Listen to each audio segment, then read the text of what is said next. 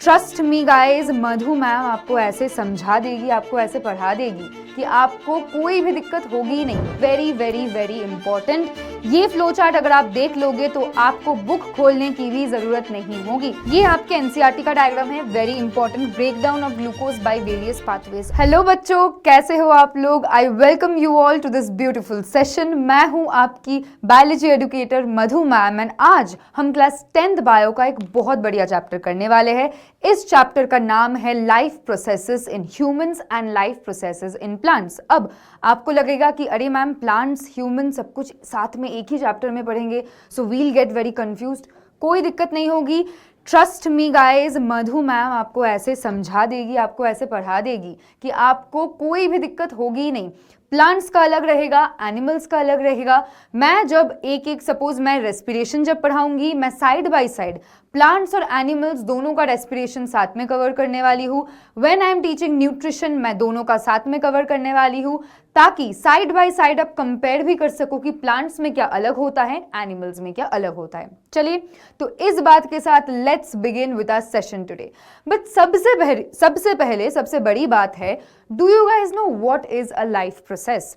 Life process का मतलब क्या होता है? देखो, प्रोसेस मतलब प्रक्रिया, करेक्ट। प्रोसेस का मतलब होता है कि एक प्रोसीजर, एंड लाइफ का मतलब होता है जीवन। तो जीवन की प्रक्रिया को हम बोलते हैं life process. Now what is life process in human beings? अगर हम ह्यूमन बींग्स की बात कर ले, हमारी बॉडी में बहुत सारे ऐसे डिफरेंट प्रोसीजर्स होते हैं। एक्सक्रीशन, डाइजेशन, रेस्पिरेशन, सर्कुलेशन, बहुत सारी डिफरेंट भिन्न भिन्न प्रकार की चीजें होती है, जिनके पीछे बहुत सारे ऑर्गन्स, टिश्यूज, सेल्स, एंजाइम्स, बहुत सारी चीजें इन्वॉल्व होती है। इस चैप्टर में हम पढ़ने वाले हैं कि ये सारी चीजें जो भी हमारे बॉडी में होती है, जिसके वजह से मैं चल पा रही हूँ, बोल पा रही हूँ, आप सुन पा रहे हो, देख पा रहे हो, पढ़ पा रहे हो, दौड़ पा रहे हो, खेल पा रहे हो, any kind of action, activity that you are doing, everything is related to these life processes. So with that let's begin with the session. Coming to what is life process. Life process एक ऐसा procedure है that ensures, जो ensure करता है कि हमारी body में growth हो, हमारी बॉडी में मेटाबॉलिज्म हो, सेल डिविजन हो, रेस्पिरेशन हो, एक्सक्रीशन हो, एंड हमारी बॉडी में जितने भी न्यूट्रिएंट्स है, हम न्यूट्रिशन को अच्छे से अब्जॉर्ब कर पाए, उसको हम यूटिलाइज कर पाए। Why? So that our cells, our body gets enough amount of energy, and energy मिलेगी तो आप दौड़ पाओगे, हंस पाओगे, खेल पाओगे, आप सारे बॉडी के प्रोसेसेस, जितने भी एक्शंस होते हैं, वो आप कंप्लीट कर पाओगे। So number one, ensures. What does it ensure? It ensures supply, growth, repair, waste removal. मतलब आपके बॉडी में जितने भी टाइप के सिस्टम्स हैं, इट इंश्योर्स कि आप रेस्पायर कर सकोगे, इट इंश्योर्स कि आपके बॉडी में एनर्जी स्टोर होगी, इट इंश्योर्स कि आपके बॉडी से वेस्ट मटेरियल्स एक्सक्रीट आउट हो जाएंगे, and it also ensures, life processes also ensure कि आपकी बॉडी में वेन्स में से, आपके बॉडी के हेड से टो तक जो भी चीजें ट्रांसपोर्ट होनी है, वो ब्लड के थ्रू बहुत अच्छे से ट्रांसपोर्ट हो पाए। सिमिलरली अगर हम प्लांट्स की बात करते हैं तो सेम थिंग, प्लांट्स में भी पत्तों में जो खाना बन रहा है, what ever food is being made in the leaves, वो सारा खाना प्लांट्स के बॉडी में ट्रांसफर होने वाला है। So how is that getting transported? That all we are going to study in today's class. Now unicellular organisms जो होते हैं, आपको पता है, नाम से ही पता चल रहा है, यूनिसेल्युलर का मतलब होता है सिंगल सेल्ड ऑर्गेनिज्म। मतलब इनमें एक ही सिंगल सेल सारी प्रक्रिया कर रही है बॉडी की, एक्सक्रीशन, डाइजेशन, रेस्पिरेशन, जो भी है, सिर्फ एक ही सेल वो सब कुछ एक बॉडी में कवर करता है। लेकिन हम ह्यूमंस क्या होते हैं? We are multicellular organisation. हमारी बॉडी में क्या होता है? डिविजन ऑफ लेबर होता है। मतलब हमारी बॉडी में सेल्स अलग है, टिश्यूज अलग है, ऑर्गन्स अलग है, ऑर्गन सिस्टम्स अलग है, एंड हर एक प्रक्रिया के लिए, हर एक प्रोसेस के लिए, हर एक सिस्टम के लिए there are different kinds of cells, there are different bunch of tissues, there are different bunch of organs that are already present. Correct? जैसे for example, suppose we are talking about digestive system, तो हमारे body में कुछ digestive sales होते हैं, कुछ digestive tissues होते हैं, एंड ये जो टिश्यूज होते हैं they will not be able to help in respiration. Digestion के टिश्यूज अलग है, रेस्पिरेशन के टिश्यूज अलग है। सो मल्टी सेल्यूलर ऑर्गेनिजम्स में more than one cell, multi cellular specialised organs मतलब more than one cell is present and these help in specialised features. इनके पास special cells, special tissues, special organs होते हैं जो special प्रक्रिया करने के लिए अलग अलग चीजों के लिए अलग अलग ग्रुप्स या फिर सेल्स असाइंड होते हैं। Correct.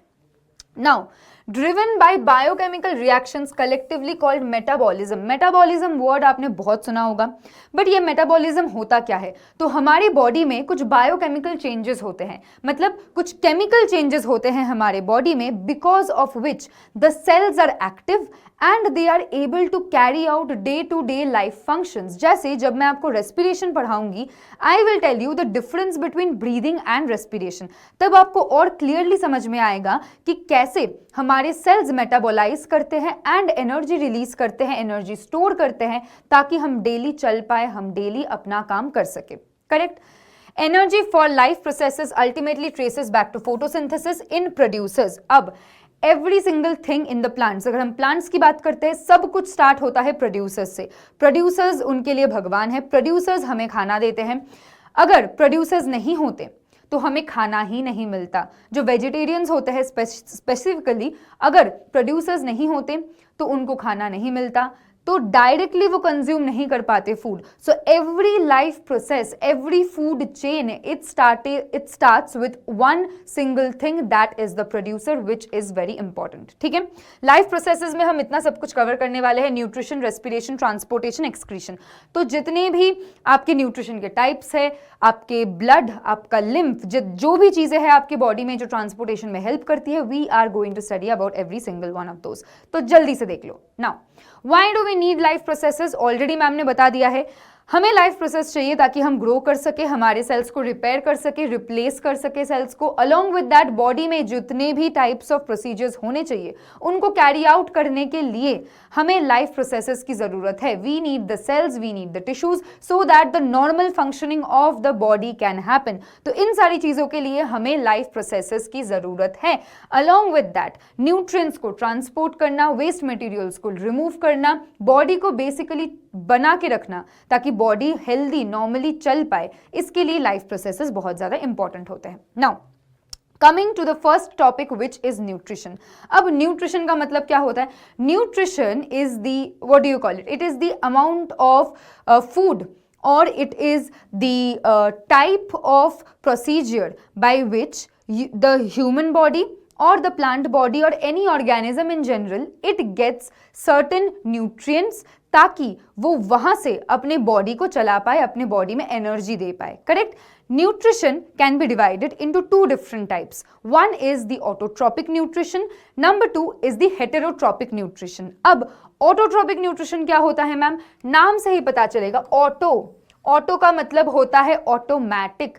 So these are the type, autotrophic nutrition जो भी ऑर्गेनिजम्स दिखाते हैं, they are the type of organisms जो खुद का खाना खुद बना सकते हैं, सेल्फ सफिशिएंट होते हैं। इनको किसी के पास जाके हेल्प नहीं मांगना पड़ता है कि भाई थोड़ा खाना दे दे।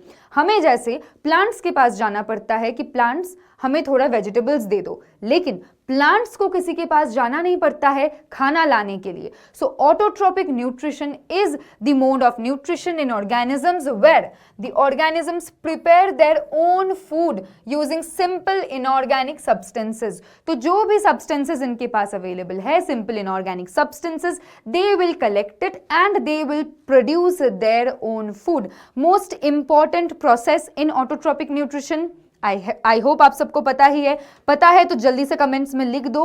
वेरी इजी, जो भी process, the most important process in plants that happens during autotrophic nutrition is, ये डैश आपको फिलअप करना है। मैं एक छोटा सा हिंट दे देती हूँ, यहाँ पे सनलाइट का बहुत ज्यादा इंपॉर्टेंट रोल है। So I want each one of you to write the answer in the comments कि कौन सा ऐसा प्रोसेस है जो ऑटोट्रॉपिक न्यूट्रिशन में सबसे ज्यादा इंपॉर्टेंट है। नाउ ऑटोट्रॉपिक न्यूट्रिशन के लिए आपको क्या चाहिए होगा? सनलाइट। CO2 and water. खाना बनाने के लिए सपोज किसी को बिरयानी पसंद है, अब बिरयानी बनाने के लिए आपको बहुत सारी चीज़ें लगेगी। यू विल नीड राइस, आपको चिकन लगेगा, आपको मसाले लगेंगे, आपको बहुत सारी और चीज़ें लगेंगी, करेक्ट। लेकिन जो ऑटोट्रॉपिक होते हैं इनको ज़्यादा कुछ नहीं चाहिए भाई, ये उतने ज़्यादा डिमांडिंग नहीं होते हैं। इनको बस सनलाइट दे दो, इनको बस CO2 दे दो, इनको बस वाटर दे दो, एंड ये बोलेंगे भाई मैं आपको बढ़िया सा खाना बना के दूंगी, आप बस मुझे सूर्य देव सनलाइट दे दो, आप मुझे बस कार्बन डाइऑक्साइड दे दो एंड पानी दे दो, बस आपको कोई चिंता करने की जरूरत नहीं है, मैं खाना बना के परोस के आपको दे दूंगी, करेक्ट। सो ऑटोट्रॉपिक न्यूट्रिशन में सिर्फ ये तीन चीजें इंपॉर्टेंट है। Occurs through photosynthesis in green plants and some bacteria, ठीक है। दो तरीके से ऑटोट्रॉपिक न्यूट्रिशन हो सकता है, इतने डिटेल्स में आपको पढ़ना नहीं है, you just need to know, extra ज्ञान ही है ये। You just need to know the 2 types कि कौन से 2 टाइप के ऑटोट्रॉपिक न्यूट्रिशन हो सकते हैं। ग्रीन प्लांट्स अगर है तो उनमें क्लोरोप्लास्ट रहेगा, क्लोरोफिल होगा, इसीलिए that process is called photosynthesis. And कभी कभी बैक्टीरिया के थ्रू भी हो सकता है या फिर केमोसिंथेसिस के थ्रू भी हो सकता है, थ्रू सर्टेन बैक्टीरिया जो केमिकली सिंथेसाइज करते हैं food for themselves, correct? So either it can be through green plants or it can be through certain bacteria that gives you the food, correct? Now coming to what is photosynthesis, very important topic, photosynthesis क्या है, आपको बस reaction याद रखना है and you need to remember what is the process. So synthesis of carbohydrates by plants in the presence of sunlight. Basically आपको खाना बनाना है, प्लांट्स को खाना बनाना है। What is that procedure called, बचपन से पढ़ते आ रहे, procedure bye which the plants make food in the presence of sunlight is photosynthesis. So photosynthesis is the synthesis of carbohydrates. Plants का खाना होता है carbohydrates. So you need to mention this term. So synthesis of carbs by plants in the presence of sunlight from CO2 and water. From CO2 and water taken up from the air and soil. तो पानी, plants पानी कहाँ से लेता है, ऊपर से, हवा में से तो पानी नहीं ले सकते, तो इसीलिए वो पानी लेते हैं through their roots, absorption by the roots, roots से पानी को अब्जॉर्ब करते हैं, they take it, we will study in transportation कि कैसे जाइलम और फ्लोएम के थ्रू पानी और फूड ट्रांसपोर्ट होता है in the plants body. So roots क्या करते हैं, अब्जॉर्ब करते हैं वाटर को and the water is transported upwards to the leaves. Leaves में आपका फोटोसिंथेसिस होता है एंड फोटोसिंथेसिस के लिए आपको CO2 एंड वाटर की जरूरत है। CO2 आपको कहां से मिलता है, एयर से मिलता है थ्रू द स्टोमेटा। वाटर आपको कहां से मिलता है, रूट से मिलता है एंड सनलाइट तो सूर्यदेव हमेशा प्रेजेंट है ही, वो कहीं भी प्रकट हो जाते हैं। So sunlight is present always and hence these 3 things, ये 3 इंग्रेडिएंट्स और सामग्री लगती है प्लांट का खाना बनाने के लिए, which is a carbohydrate and guess what, that carbohydrate is called this C6H12O6. So C6H12O6 बनाने के लिए प्लांट्स को क्या लगेगी, प्लांट्स विल रिक्वायर CO2, यहाँ पे 2 मेंशन कर देना, CO हो चुका है, हाँ। So plants will take CO2, it will take water as the raw materials and in the presence of sunlight and chlorophyll in the leaves, it will convert it into C6H12O6 and along with that into oxygen. Correct, I hope सबको ये समझ में आ गया होगा photosynthesis कैसे होता है and where does it take place, it takes place in the leaves, in the leaves, ठीक है, ये लीव्स में होता है इंटायर प्रोसीजर। नाउ कैसे होता है, absorption of light energy by the chlorophyll, leaves में क्लोरोफिल प्रेजेंट होता है, they will absorb the light energy, conversion of light energy to chemical energy. अब जो लाइट एनर्जी हमने सन से कलेक्ट किया है, जो लीव्स ने लाइट एनर्जी कलेक्ट किया है, उसको केमिकल एनर्जी में कन्वर्ट करेंगे। केमिकल एनर्जी में जब कन्वर्ट हो जाता है तो जो वाटर के मॉलिक्यूल्स होते हैं that will dissociate, that will break down into hydrogen and oxygen and the carbon dioxide, यहाँ पे हमने H2O लिया था, CO2 लिया था, अब H2O को हम तोड़ के अलग से हाइड्रोजन एंड ऑक्सीजन बना देंगे यहाँ पे, इसीलिए ऑक्सीजन इज बीइंग रिलीज्ड। तो इसको हम तोड़ेंगे, वाटर को तोड़ के हाइड्रोजन एंड ऑक्सीजन अलग कर देंगे एंड जो कार्बन डाइऑक्साइड था, कार्बन डाइऑक्साइड को यूज करके we are producing the carbohydrates which is the sugar which is C6H12O6। Correct, I hope सबको ये समझ में आ गया है। Now ma'am said something about gaseous exchange, ma'am said something कि जो लीव्स होते हैं वो स्टोमेटा के थ्रू कार्बन डाइऑक्साइड को अंदर लाते हैं। What is stomata and how does this happen? Leaves के ऊपर छोटे छोटे tiny pores होते हैं. This is a leaf. Leaf के ऊपर आपको छोटे छोटे, अब आप जब उसको माइक्रोस्कोप से देखोगे, नॉर्मल आई से ये नहीं दिखते. When you look at it under a microscope, you will see leaves के ऊपर ऐसे बहुत छोटे छोटे pores होते हैं. अब ये pores क्या है ma'am? They are actually the stomata. Stomata का स्ट्रक्चर क्या होता है? Very important. यहाँ से डायग्राम बेस्ड क्वेश्चंस पूछे जाते हैं. जब आपके एग्जाम में पूछा जाएगा कि what is a stomata, mention करना ही पड़ेगा आपको. You need to 100% draw this diagram and come. Diagram नहीं ड्रॉ करोगे तो फिर मार्क्स नहीं मिलने वाले. So gaseous exchange occurs through the stomata. Stomata का क्या होता है? Stomata contains bean shaped cells. ऐसे बीन शेप्ड सेल्स प्रेजेंट रहते हैं. And do you know what are these cells called? ये बीन्स जैसे दिखते हैं, ये बीन जैसे शेप जो दिखते हैं, इनको हम बोलते हैं guard cells. GUARD, guard cells.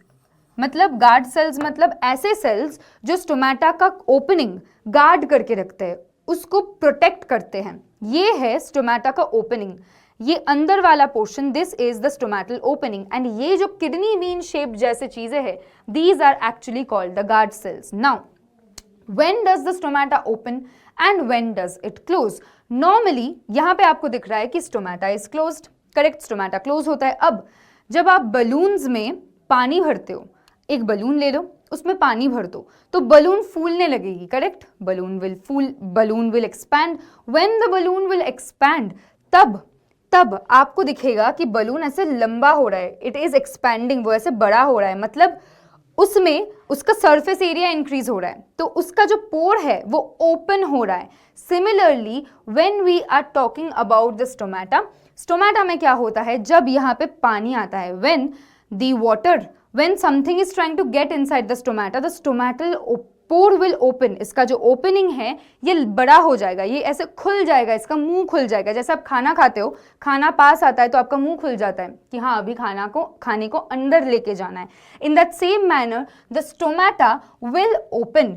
Stomata will open when the water, when the gases want to come inside it. तो जब gases अंदर आती हैं, जब पानी अंदर आती है, तब स्टोमाटा का ओपनिंग ओपन हो जाता है. स्टोमेटल का जो पोर है वो ओपन हो जाता है. एंड जब चीज़ें बाहर फेंकने की ज़रूरत है तब ये क्लोज हो जाता है. I hope this is clear for every one of you.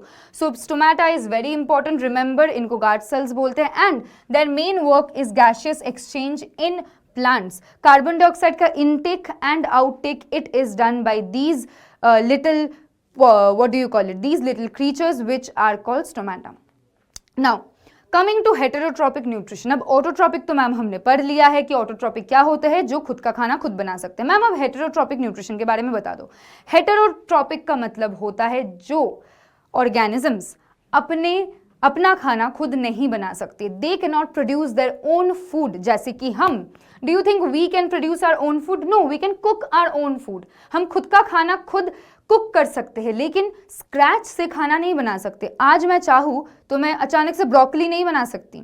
मैं आज चाहूँ तो अचानक से भिंडी नहीं बना सकती. मतलब बना सकती हूँ, I can cook it, ma'am can cook it, you guys can cook it, but आप मतलब एक एक्चुअल रॉ वेजिटेबल नहीं प्रोड्यूस कर सकते. So that is why heterotrophic nutrition is a mode of nutrition where the organisms are dependent on the producers. तो जितने भी organisms होते हैं वो प्रोड्यूसर्स पे डिपेंड करते हैं for their own food. So mode of nutrition in which organisms can not prepare their own food and depend on other organisms for their nourishment, that is called heterotrophic nutrition. अब heterotrophic nutrition के बहुत सारे types होते हैं. What are those different types? It includes holozoic nutrition, saprotropic nutrition and parasitic nutrition. अब holozoic nutrition क्या होता है? Holozoic nutrition happens in us. It happens in humans. मतलब आप सबसे पहले खाने को इंजेस्ट करते हो, उसके बाद डाइजेस्ट करते हो. सो आपका खाना मुंह से अंदर जा रहा है. आफ्टर दैट एक बहुत बढ़िया प्रोसेस चल रहा है आपके बॉडी में, जो आपके खाने को एकदम डाइजेस्ट करके पका के फिर वहां से वेस्ट मटेरियल को इजेस्ट कर रहा है. So ingestion, digestion, egestion, this entire process जिस भी ऑर्गेनिज्म में होता है उनको holozoic nutrition, mode of nutrition उनका होलोजोइक होता है. करेक्ट, ये किस में दिखता है? Most of the animals and including human beings में हम होलोजोइक मोड ऑफ न्यूट्रिशन दिखाते हैं. सैप्रोट्रॉपिक न्यूट्रिशन कहाँ पे होता है? सैप्रोट्रॉपिक मतलब feeding on the dead and decaying. जैसे वल्चर्स होते हैं, वो डेड एंड डिकेइंग चीजों पे फीस्ट करते हैं, उनका खाना होता है डेड एंड डिकेइंग चीजें। So saprotrophic nutrition is present in such type of organisms जो लोग डेड एंड डिकेइंग मैटर को कंज्यूम करते हैं, डेड एंड डिकेइंग मैटर को खाते हैं, जैसे कि कुछ बैक्टीरिया एंड कुछ fungi, they are examples of saprotrophic nutrition. Finally coming to parasitic nutrition, क्या होता है? पैरासाइट्स क्या होता है? पैरासाइट्स ऐसी चीजें होती है जो हमारे बॉडी को हार्म करता है।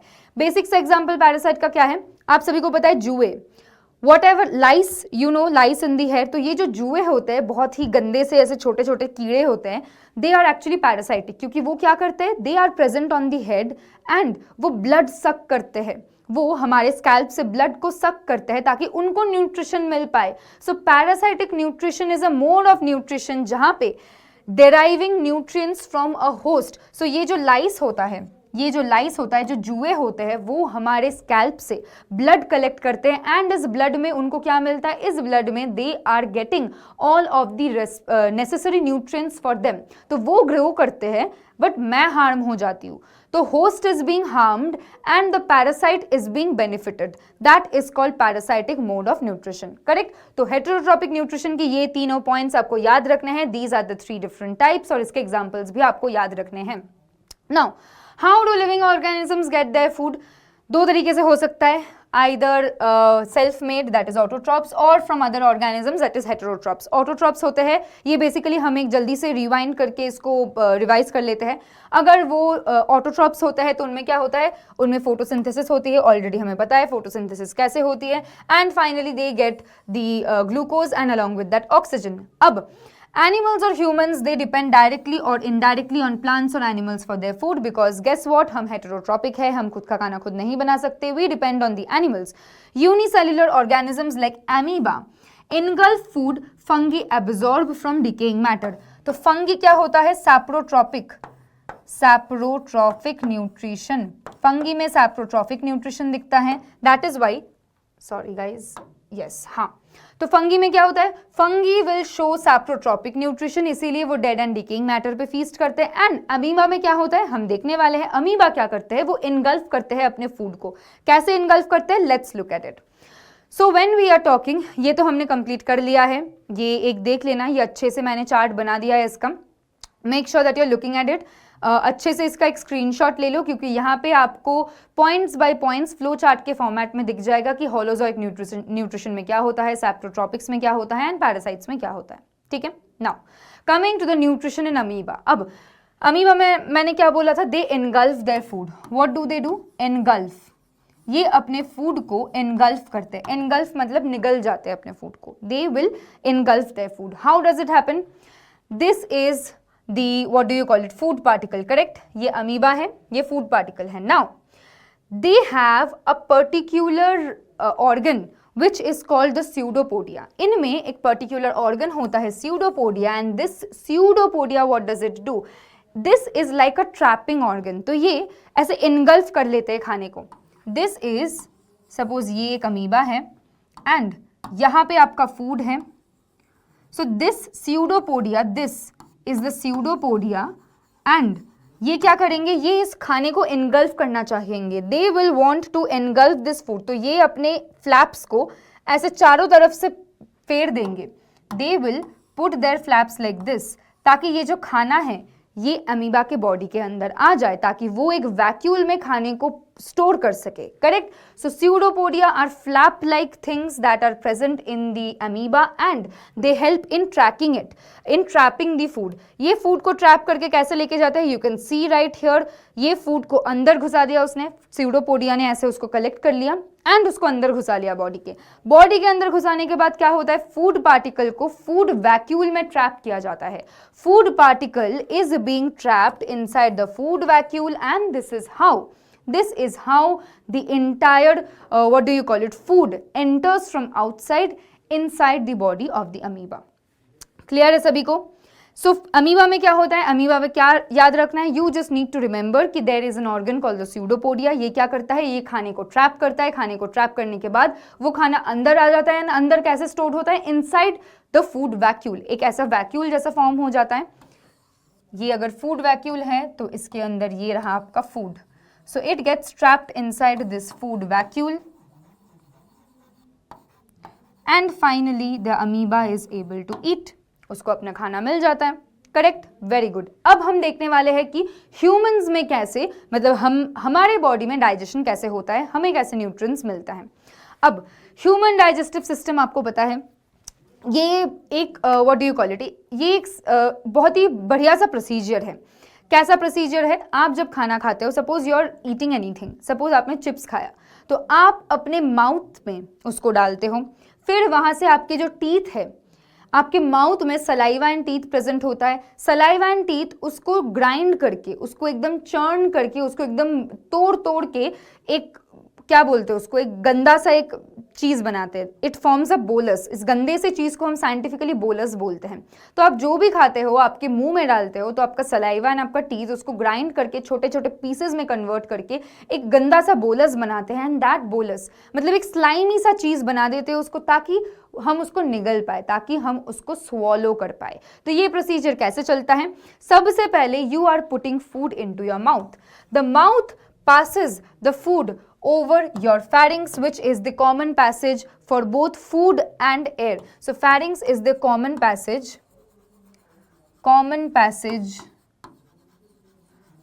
of food plus air. Correct? तो माउथ के बाद पहुंचता है फेरिंग्स में, फेरिंग्स से कहां पे जाता है, ईसोफेगस में, ईसोफेगस से जाता है स्टमक में। So you need to remember it very nicely, mouth से फेरिंग्स, फेरिंग्स से ईसोफेगस, ऐसे याद रखना। माउथ में डाला, फेरिंग्स के ऊपर से गया, फिर वो हमारे फूड पाइप पे रीच हुआ, विच इज द एसोफेगस।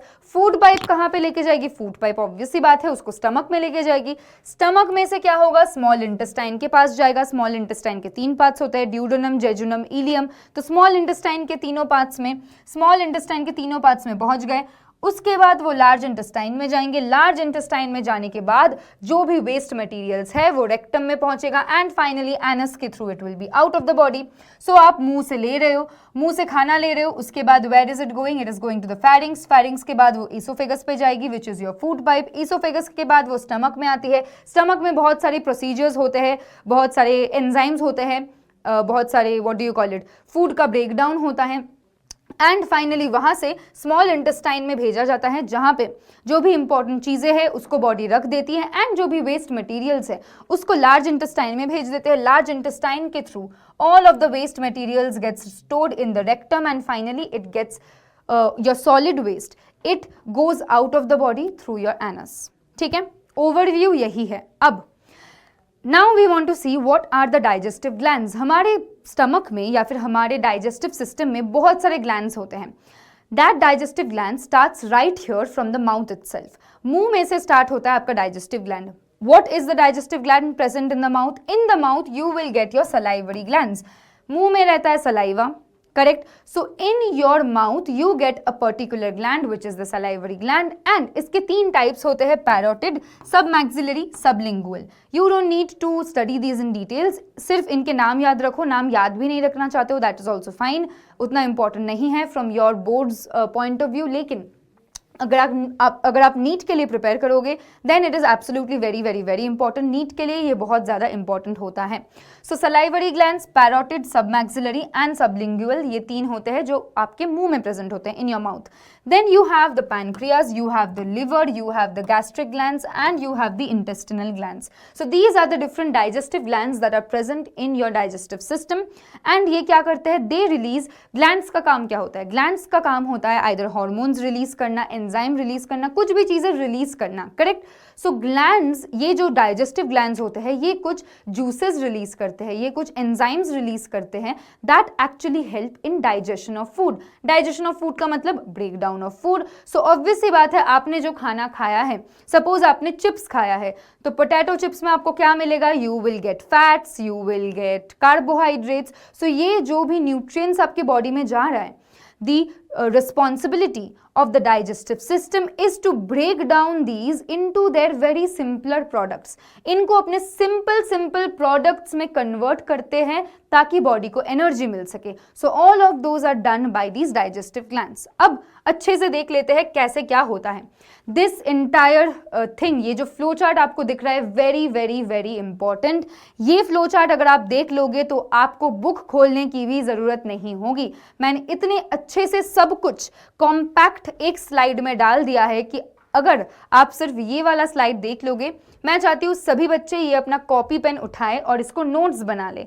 इसके इतने अच्छे से नोट्स बना लो, ये हूबहू कॉपी कर लो ताकि आपको कभी बुक खोलने की ज़रूरत ही ना पड़े. And you never forget what is digestion and what is the role of the different digestive glands in digestion. ठीक है, चलिए शुरुआत से शुरू करते हैं. When we are talking about digestion, आपका जो खाना है, your food, you're putting it inside your mouth. आपके मुंह में आपने खाना डाला, अब आपका प्रोसेस ऑफ डाइजेशन स्टार्ट हो चुका है. मुंह में your teeth, your tongue and your saliva, they play a very big role in the initiation of digestion. Digestion को स्टार्ट करने में आपका टंग, आपका सलाइवा, आपका टीथ बहुत ज़्यादा रोल प्ले करता है. What is the role? First is chewing of food. आप जो खाना चबाते हो, you're chewing the food continuously. This chewing happens in the mouth. अब chewing का क्या रोल है मैम? chewing का रोल है खाने को बहुत छोटे छोटे पार्ट्स में डिवाइड कर देना. बहुत बड़ा चिप्स का वो था, मतलब बहुत बड़ा चिप्स था, आपने उसको बाइट किया, फिर आपने उसको चबाने लगे तो उसको आप ग्राइंड करने लगे, बहुत बढ़िया से आपने उसको ग्राइंड कर दिया. ग्राइंड करने के बाद क्या होता है, आपके मुंह में जो सलाइवा है which is being released by the salivary glands. तो सलाइवरी ग्लैंड्स में से सलाइवा भी रिलीज होता है. करेक्ट, सलाइवा जब रिलीज होता है उनका काम क्या है, to convert the carbohydrate into simpler forms. तो मुंह में आपने जब भी खाना डाला, यू स्टार्टेड च्यूइंग इट, तो इसीलिए आपके टीथ एंड टंग हेल्प करते हैं च्यू करने में. आफ्टर दैट व्हाट हैपेंस, आपके मुंह से सलाइवा रिलीज होता है from the salivary glands. Once the saliva is what do you call it, release from the glands, तब सलाइवरी अमाइलेज जब रिलीज होता है, what will it do, it will convert the carbohydrate into simpler products. So मुंह में saliva present होता है which is released by the salivary glands. Saliva में एक एंजाइम होता है जिसका नाम होता है salivary amylase and that particular enzyme is responsible for carbohydrate digestion. Make sure you're remembering this. Now, अब खाना आपने चबा लिया, सलाइवा ने उसको बोलस में कन्वर्ट कर दिया. अब now it is time to swallow the food. अब खाने को निगलने की बारी आ चुकी है. When you are swallowing the food, आप क्या करोगे, it moves to the esophagus, that is your food pipe. Food pipe में कोई एंजाइम नहीं होता है, यहाँ पे कोई ग्लैंड्स प्रेजेंट नहीं होते हैं, no enzymes. What it does, peristalsis pushes the food to the stomach. यहाँ पे फूड पाइप में पेरिस्टोल्टिक मूवमेंट होता है ताकि आपका जो फूड है वो नीचे की तरफ जाए, वो उल्टा ऊपर की तरफ ना आ जाए. अगर ऊपर की तरफ आएगा तो फिर आप उल्टी कर दोगे, ऑब्वियस सी बात है. तो इसीलिए पेरिस्टोल्टिक मूवमेंट के थ्रू आपके फूड को आपको नीचे लेके जाना है, towards your stomach, towards your alimentary canal. Who is doing that? अब जब आपके फूड पाइप से खाना नीचे जा चुका है, when it has already moved down, तब आपके स्टमक का रोल आता है. Now actual digestion will start from here. अभी तक आपने च्यू किया, स्वॉलो किया, अब एक्चुअल डाइजेशन स्टार्ट होगा. कैसे? स्टमक में कुछ गैस्ट्रिक जूसेस होते हैं. हमारा जो स्टमक है, आपने सुना होगा, वो एसिडिक नेचर का होता है. Stomach is very acidic in nature. Why is it acidic? Because भाई इसमें एसिड रहता है.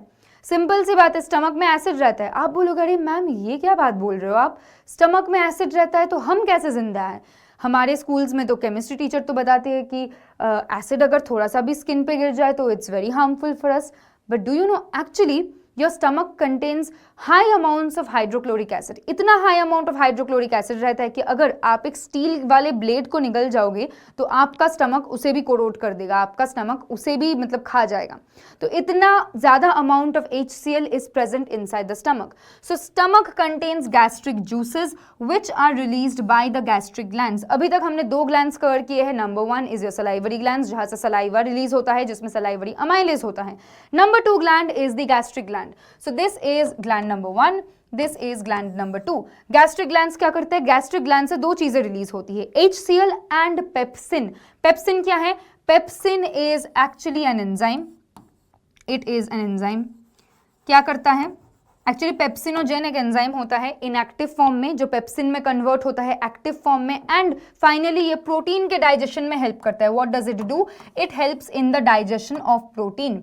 ये प्रोटीन को डाइजेस्ट करने में हेल्प करते हैं. तो आपके खाने के थ्रू आप जो भी प्रोटीन्स लेते हो उसको उस डाइजेशन का काम जाता है हमारे पेप्सिन भैया को. एंड प्रोटीन का डाइजेशन फिर कहाँ होता है? प्रोटीन का डाइजेशन होता है आपके स्टमक में. So stomach contains gastric juices. Stomach contains gastric juices which are released by the gastric glands. दो तरीके के गैस्ट्रिक जूसेस हो सकते हैं, HCl एंड पेप्सिन.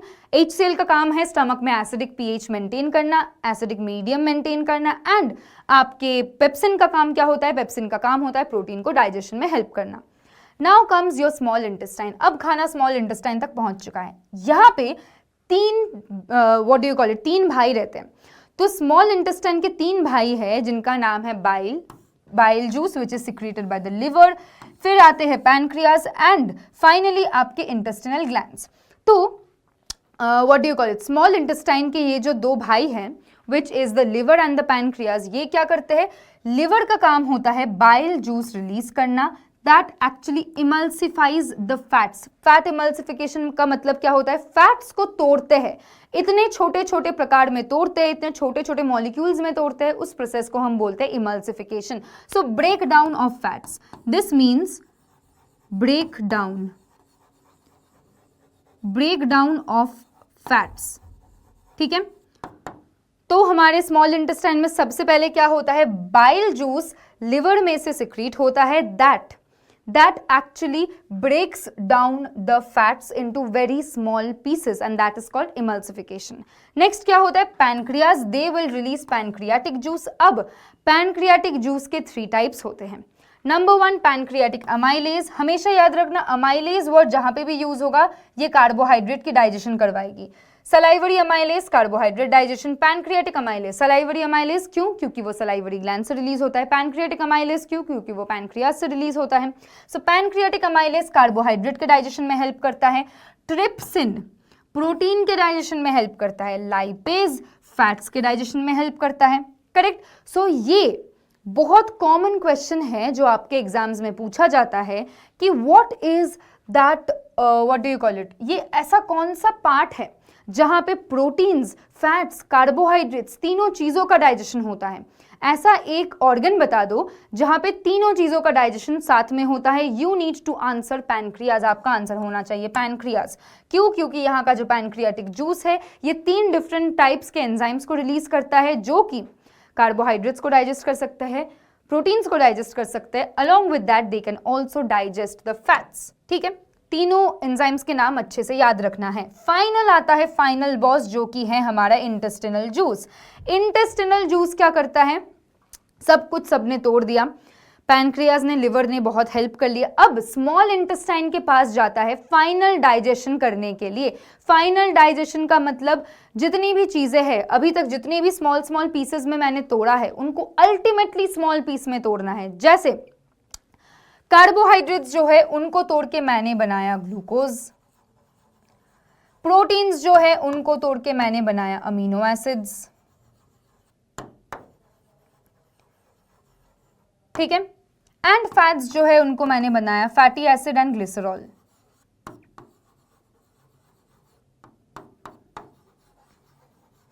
तो ये है फाइनल डाइजेशन. तो हमारा जो प्रोडक्ट था उसको हमने फाइनली डाइजेस्ट करके ये तीनों चीजें प्रोड्यूस की हैं. एंड ये फाइनल डाइजेशन कहाँ पे होता है?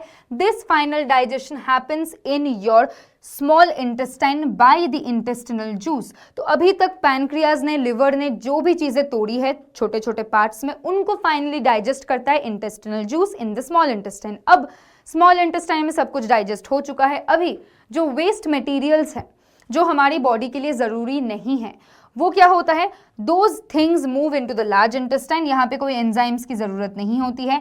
Absorption of water and salts, जितने भी important what do you call it, important salts होते हैं जो बॉडी को जरूरी है, sodium, potassium, all of that along with water, they are absorbed by the large intestine. And finally आपके जो what do you call it solid waste materials होते हैं, आपके बॉडी के जो सॉलिड वेस्ट मटेरियल्स होते हैं, जो आप सभी लोग सुबह उठ के भागते भागते दौड़ते दौड़ते वॉशरूम पहुंच जाते हो कि अरे यार प्रेशर आ रहा है, अरे यार बहुत गंदी सी एक चीज़ है, you guys know what I am talking about. तो वो जो चीज़ है, your faeces, they are stored in the rectum and finally your solid waste is removed from the body by your anus. So by the process of egestion, इस process को egestion बोलते हैं। Ingestion मतलब खाना अंदर लाना, इजेशन मतलब बाहर फेंकना।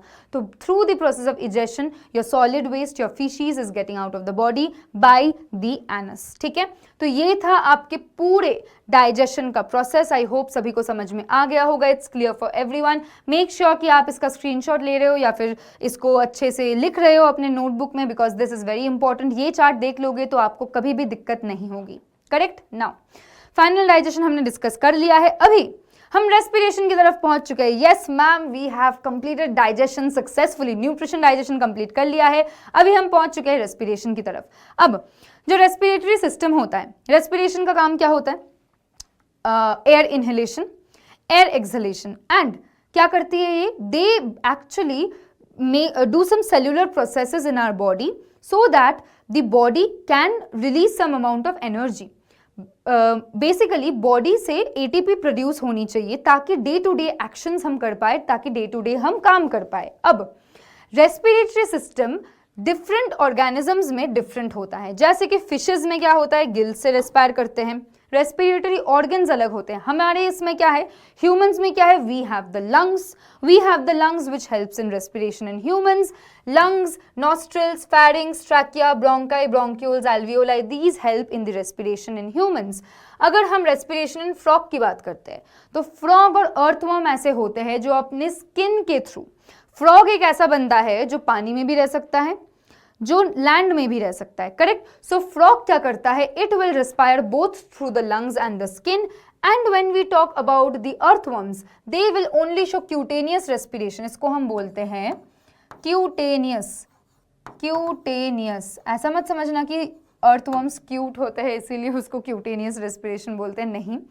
क्यूटेनियस रेस्पिरेशन का मतलब respiration through the skin. So respiration in earthworm is through the skin and that is called cutaneous respiration. And finally respiration in insects which is the tracheal respiration. So respiration, बाकी सारी चीजों के बारे में हम पढ़ेंगे, but we will study about human respiration in the most details. So let's begin. What is respiration? Respiration is a biochemical process by which cells break down food to release energy. क्या बोला था मैंने? ATP release करना है हमें। We need to release ATP, we need to release energy. Energy का मतलब ही होता है ह्यूमन बॉडी में ATP, ठीक है, ATP हमें रिलीज करना है। अब इस वाले पोर्शन में आपको दो वर्ड्स दिखेंगे, breathing and respiration. How is breathing different from respiration? When we are talking about breathing is a physical process. Remember this, ये difference पूछा जाता है कभी कभी। When we are talking about breathing की अगर हम बात करते हैं, this is actually a physical process. ये कुछ केमिकल प्रोसेस नहीं है, इसमें कुछ मसल्स एंड कुछ what do you call it, कुछ parts of the body involve होते हैं। So this is a physical process. But when we talk about respiration biochemical process होता है, क्योंकि यहाँ पे बहुत सारे इंटरनल मेटाबॉलिज्म्स चलते हैं, यहाँ पे बहुत सारे एंजाइम्स की ज़रूरत होती है, यहाँ पे बहुत सारे what do you call it organic products produce होते हैं। तो इसीलिए respiration is a biochemical process but breathing is just a physical process. Correct. चलो आगे बढ़ते हैं। नाउ ह्यूमन रेस्पिरेटरी सिस्टम के पार्ट्स क्या क्या होते हैं? ह्यूमन रेस्पिरेटरी सिस्टम का पार्ट होता है nose, pharynx, larynx, trachea, bronchi, bronchioles, alveoli and finally lungs. यहाँ पे मैंने सिर्फ 6 ओवरव्यूज दिए हैं। Bronchi will divide into bronchioles, फिर वहाँ पे एल्वियोलाई होगा, फिर वहाँ से finally it will go inside the lungs. So the organs involved are knows, pharynx, larynx, trachea, bronchi and your lungs. Now Human respiratory system can be divided into the upper respiratory tract, the lower respiratory tract. कैसे? upper मतलब ये portion, lower मतलब down वाला portion. upper में आपको क्या दिखेगा? You will get your nose, you will get your pharynx. तो upper में आपको nose and pharynx मिलेगा and lower वाले portion में आपको क्या मिलेगा? You will get your larynx, you will get your trachea, bronchi and the lungs. Lungs, bronchi, trachea and your larynx, all of this comes in the later portion. मतलब यहाँ से start करके नीचे की तरफ, that is all the part of the lower respiratory tract. यहाँ से ऊपर का portion everything is upper respiratory tract. Correct.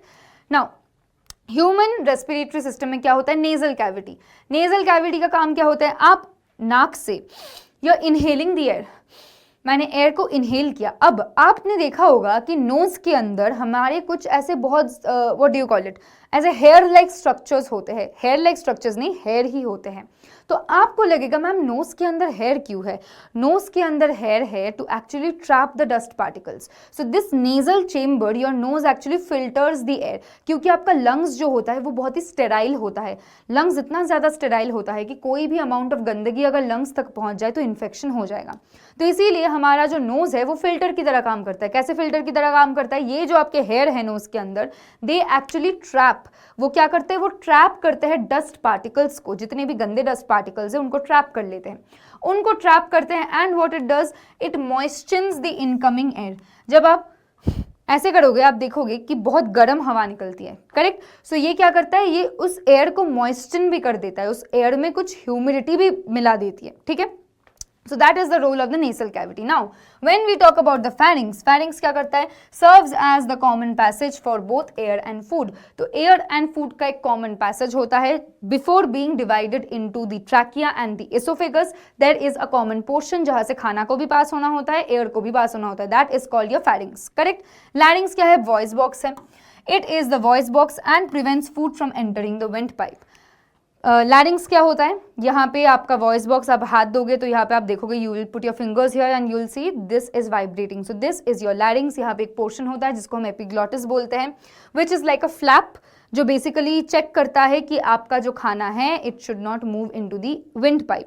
क्योंकि अगर food comes into the windpipe तो it will result in choking. आप खाते खाते आप अचानक से गले में अटक जाते करते हो, मतलब आपका जो खाना है it has moved into the trachea instead of the esophagus. and उसको चेक करने के लिए एक पोर्शन रहता है जिसको हम बोलते हैं epiglottis. now coming to the next parts, trachea.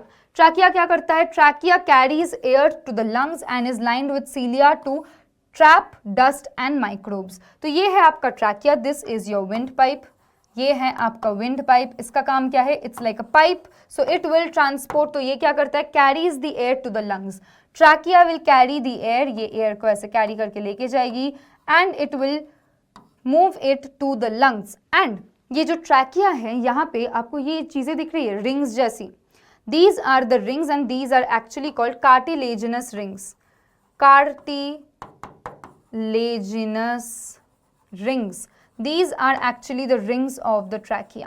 ठीक है. ये क्या करती है? ये रिंग्स प्रेजेंट होते हैं ताकि ट्रैकिया कोलैप्स ना कर जाए. तो trachea is somewhat like this. Suppose trachea ऐसा होता है तो उसके ऊपर ऐसे रिंग्स प्रेजेंट होते हैं, रिंग्स प्रेजेंट होते हैं on the trachea, so that the trachea does not collapse, ताकि ट्रैकिया कोलैप्स ना कर जाए. And these are called the tracheal rings. Correct. Now bronchi का काम क्या होता है? Bronchi and bronchioles distribute air evenly throughout the lungs. So you can see the trachea, it is being divided into the bronchi and finally into the bronchioles. ऐसे what do you call it? टहनियों की तरह होती है. They are like टहनिया and they make sure that the air is going inside the lungs. तो उनका काम है ट्रैकिया से एयर को लेना and to move it, to distribute it evenly inside the lungs. Lungs क्या है? Lungs are a pair of spongy organs in the chest that carry out the exchange of oxygen and carbon dioxide between the air and the blood. तो lungs क्या होता है? बहुत ही spongy होते हैं. मेरे कॉलेज के टाइम पे हमें एक हॉस्पिटल लेके गए थे, तो उस हॉस्पिटल में हमें एक डेड बॉडी का, एक्चुअल डेड बॉडी का लंग्स दिखाया गया था. So when I touched the lungs, you won't believe it, वो फॉर्मल्डिहाइड में उन्होंने स्टोर करके रखा था. बट जब उस लंग्स को मैंने निकाला, ऐसे उसने हमारे हाथ में दिया था डॉक्टर ने, so the lungs was heavy, obviously बात है heavy है, but अगर आप उसको ऐसे करोगे ना, you'll press it, पूरा स्पॉन्जी है, like you won't believe, it's actually like a sponge. जो स्पंज आप यूज करते हो घर पे, it's actually like a sponge. So lungs बहुत स्पॉन्जी होते हैं। देयर आर 2 लंग्स एंड उनका क्या काम होता है, their work is to exchange का ऑक्सीजन एंड कार्बन डाइऑक्साइड। जो ऑक्सीजन आपके बॉडी में आता है उसको यूटिलाइज करवाते हैं एंड CO2 को रिलीज करते हैं। सो इस एक्सचेंज में लंग्स का एक इंपॉर्टेंट रोल होता है। अब लंग्स में कौन सा ऐसा पोर्शन रहता है जो एक्सचेंज ऑफ गैसेस में हेल्प करते हैं? It is the alveoli. So alveoli in the lungs is the portion that actually helps in the exchange of gases. क्यों यहाँ पे exchange of gases होता है? क्योंकि alveoli में rich capillary network होता है, मतलब यहाँ पे rich blood supply होती है, rich blood supply. So rich blood supply is present in your alveoli and alveoli क्या होता है, ये सरफेस एरिया इंक्रीज कर देता है ताकि एक्सचेंज ऑफ गैसेस बहुत अच्छे से हो पाए, मतलब कार्बन डाइऑक्साइड बाहर जा पाए, ऑक्सीजन अंदर आ पाए, correct. So this was the entire parts of the human respiratory system. अब कैसे होता है, लेट्स सी। पहली बात, आप नोज से एयर को इनहेल करते हो, you are inhaling the oxygen through the nose and your nose is filtering it out. आपके एयर को मॉइस्ट बनाता है एंड आपके नोज में से एयर को फिल्टर करता है। Then it goes to the nasal passage which is the passage for air, फिर एयर अंदर जा रहा है। Then it reaches the pharynx which is the common passage for the air and food. Then it goes to the larynx जो कि है आपका voice box. Larynx में क्या होता है, larynx में vocal cords रहते हैं, helps in speaking. Then it reaches into the trachea. Trachea में क्या होता है, trachea is a pipe that carries the air to the lungs. Trachea divides into bronchi which is the 2 parts of the trachea. Trachea branch हो जाता है into the bronchi ऐसे. This is the trachea.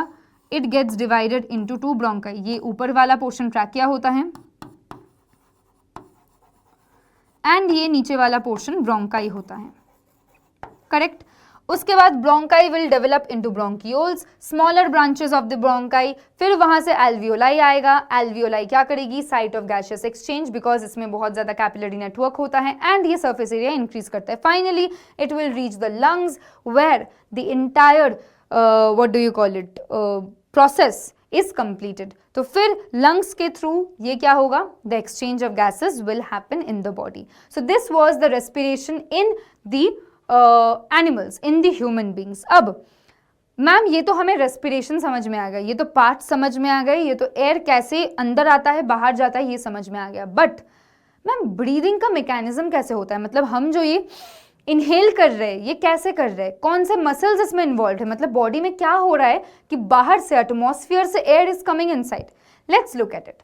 So breathing is a physical process. मैंने सबसे पहले बता दिया था कि ब्रीदिंग क्या है, ब्रीदिंग फिजिकल प्रोसेस होता है, रेस्पिरेशन केमिकल प्रोसेस होता है। तो ये जो ब्रीदिंग है it is a physical process of taking in oxygen rich air. Oxygen rich air को हम इनहेल करते हैं एंड जो CO2 रिच एयर है giving out carbon dioxide rich air through the lungs. So breathing contains the process of inhalation and exhalation. Inhalation में क्या होता है, आप ऑक्सीजन रिच ब्लड को अंदर लाते हो, एक्सहेलेशन में आप carbon dioxide rich blood air को बाहर फेंकते हो, मतलब जो बाहर जा रहा है उसमें कार्बन डाइऑक्साइड ज्यादा है, जो अंदर आ रहा है उसमें ऑक्सीजन ज्यादा है। Now What are the muscles that are involved when we talk about inhalation? क्या होता है यहाँ पे, diaphragm contracts. Diaphragm is a muscle which is present right under your breastbone. तो आपके breastbone, आपके sternum के नीचे एक muscle रहता है जिसको हम बोलते हैं diaphragm. It's a dome shaped muscle. So this diaphragm what will it do? It will contract. Remember inhalation में DC, आपको Marvel और DC comics पता है, बहुत लोगों को आई थिंक मार्वल और डीसी कॉमिक्स पता होगा, पता है तो जल्दी से लिख दो कमेंट्स में कि yes ma'am we know it. So diaphragm will contract, आप इसको डीसी के यहाँ से रिमेंबर कर सकते हो, you can learn it through this mnemonic कि इनहेलेशन में there will be DC.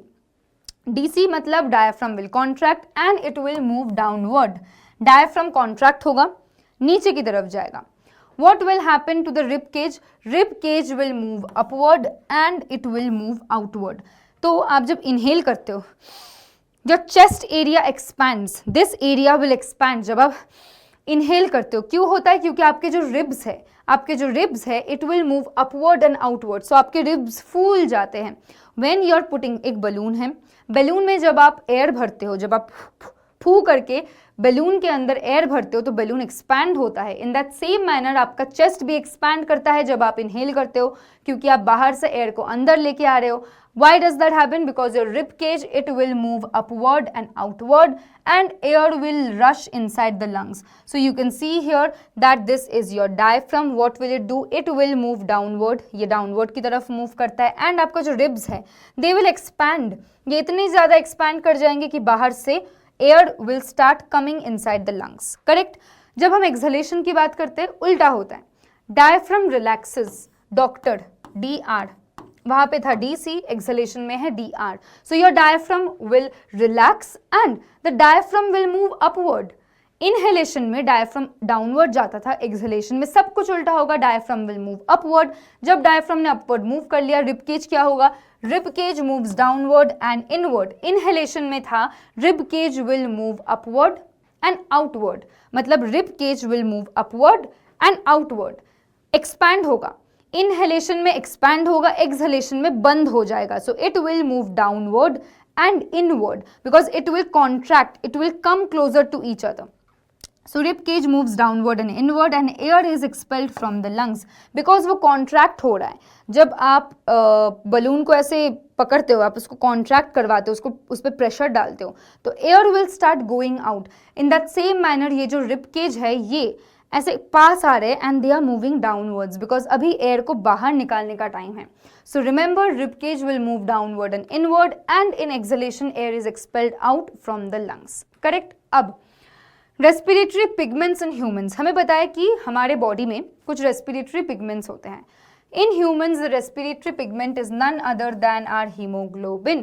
Hemoglobin has a very high affinity for oxygen. हमें पता है कि RBCs के लिए what do you call it? RBCs पे hemoglobin होता है and hemoglobin का ऑक्सीजन के लिए बहुत बढ़िया अफिनिटी होती है. वो hemoglobin पागल होता है ऑक्सीजन के लिए, ऑक्सीजन को देख के एकदम पगला जाता है. तो इसीलिए ये जो RBCs हैं, RBCs में होते हैं आपके hemoglobin. hemoglobin पागल होते हैं for oxygen and as a result of which the RBCs transport the oxygen throughout the body. मतलब हम जो ये इनहेल कर रहे हैं, लंग्स तक पहुंच रहा है, फिर उसको तो पूरे बॉडी में ट्रैवल करवाना है. ऑब्वियस सी बात है गाइज कि जो भी एयर हमने लिया है उसको हर एक सेल और हर एक टिश्यू तक पहुंचाना है. कैसे पहुंचा सकते हैं?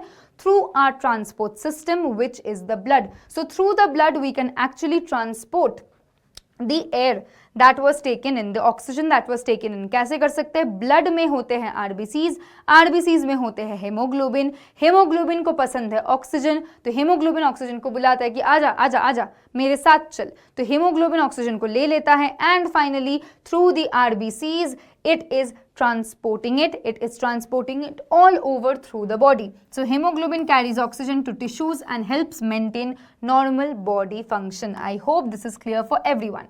Now coming to the other animals, बाकी animals में क्या होता है? जैसे कि fishes में मैंने कहा कि यहाँ पे gills होते हैं. सो गिल्स का लार्ज सर्फेस एरिया होता है, इनका बहुत बढ़िया सर्फेस एरिया होता है. एंड गिल्स क्या करते हैं, फिशेस क्या करते हैं? काउंटर करंट मैकेनिज्म के through they are actually taking in all of the oxygen and they are able to respire inside the water.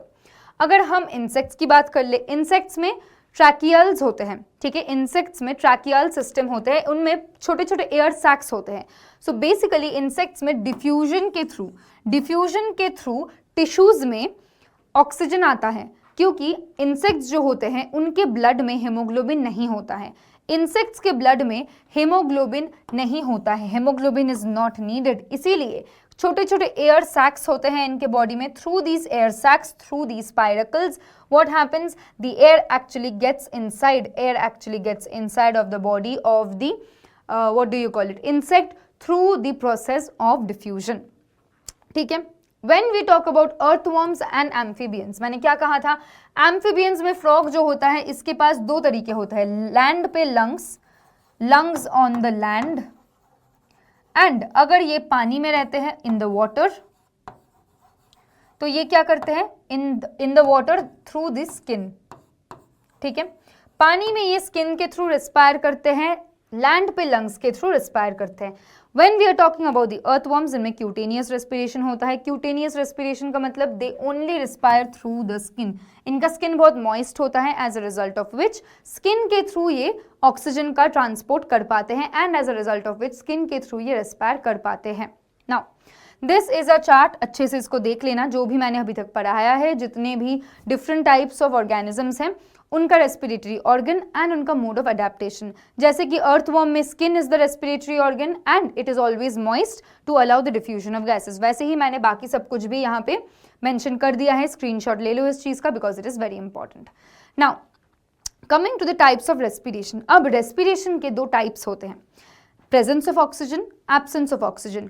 Respiration can either take place in the presence of oxygen, which is aerobic respiration, or in the absence of oxygen, which is anaerobic respiration. अब aerobic respiration क्या होता है? Obviously बात है, takes place in the presence of oxygen, complete breakdown of glucose into products. तो हमें हमारे body में it is mandatory for us to convert, to break down substances. चीज़ों को तोड़ना है.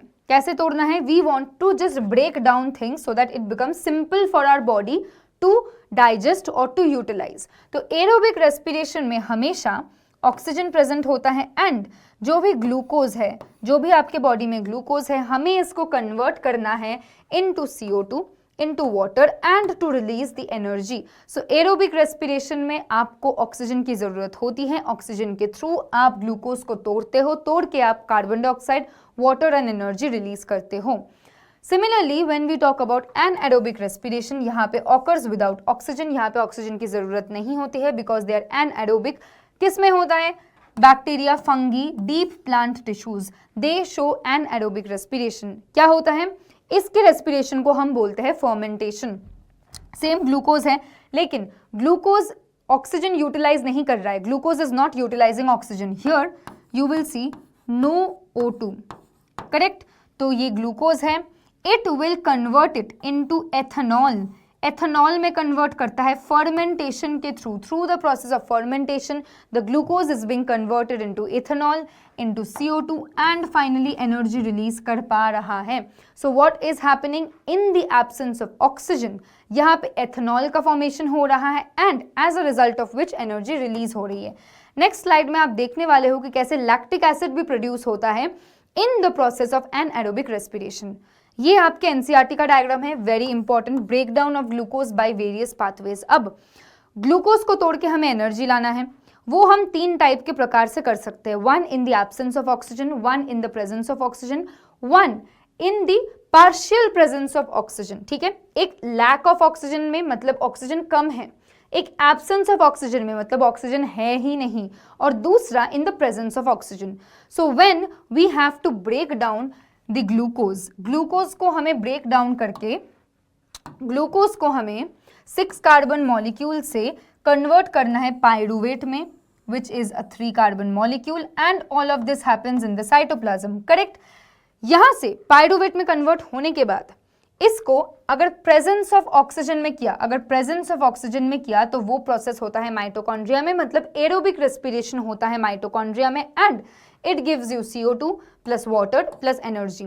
अगर हमने इसको पार्शियल मतलब लैक ऑफ ऑक्सीजन में किया कि ऑक्सीजन तो है बट कम है, ऑक्सीजन है बट कम है, एब्सोल्युटली नहीं है भी नहीं बोल सकते, कम है. That actually happens in our muscle cells. Example, जब आप एग्जाम के टाइम पे लिखते हो, योर राइटिंग, आपका हाथ दर्द करने लगता है, आप बोलते हो मैम हाथ दर्द कर रहा है, मुझे और नहीं लिखना है, मैं और नहीं लिख सकती. तो आपका हाथ क्यों दर्द करता है? Do you guys know that? Your hand starts paining because आपके हाथ में जो मसल्स है दे हैव गॉट टायर्ड, वो टायर्ड हो चुके हैं. आप इतना फास्ट लिख रहे थे, आप इतना फास्ट हाथ चला रहे थे एग्जाम में पेपर कंप्लीट करने के लिए कि आपके हाथ के जो मसल्स होते हैं दे गेट वेरी टायर्ड. इतने टायर्ड हो जाते हैं कि उनमें ऑक्सीजन पहुंच ही नहीं पाता.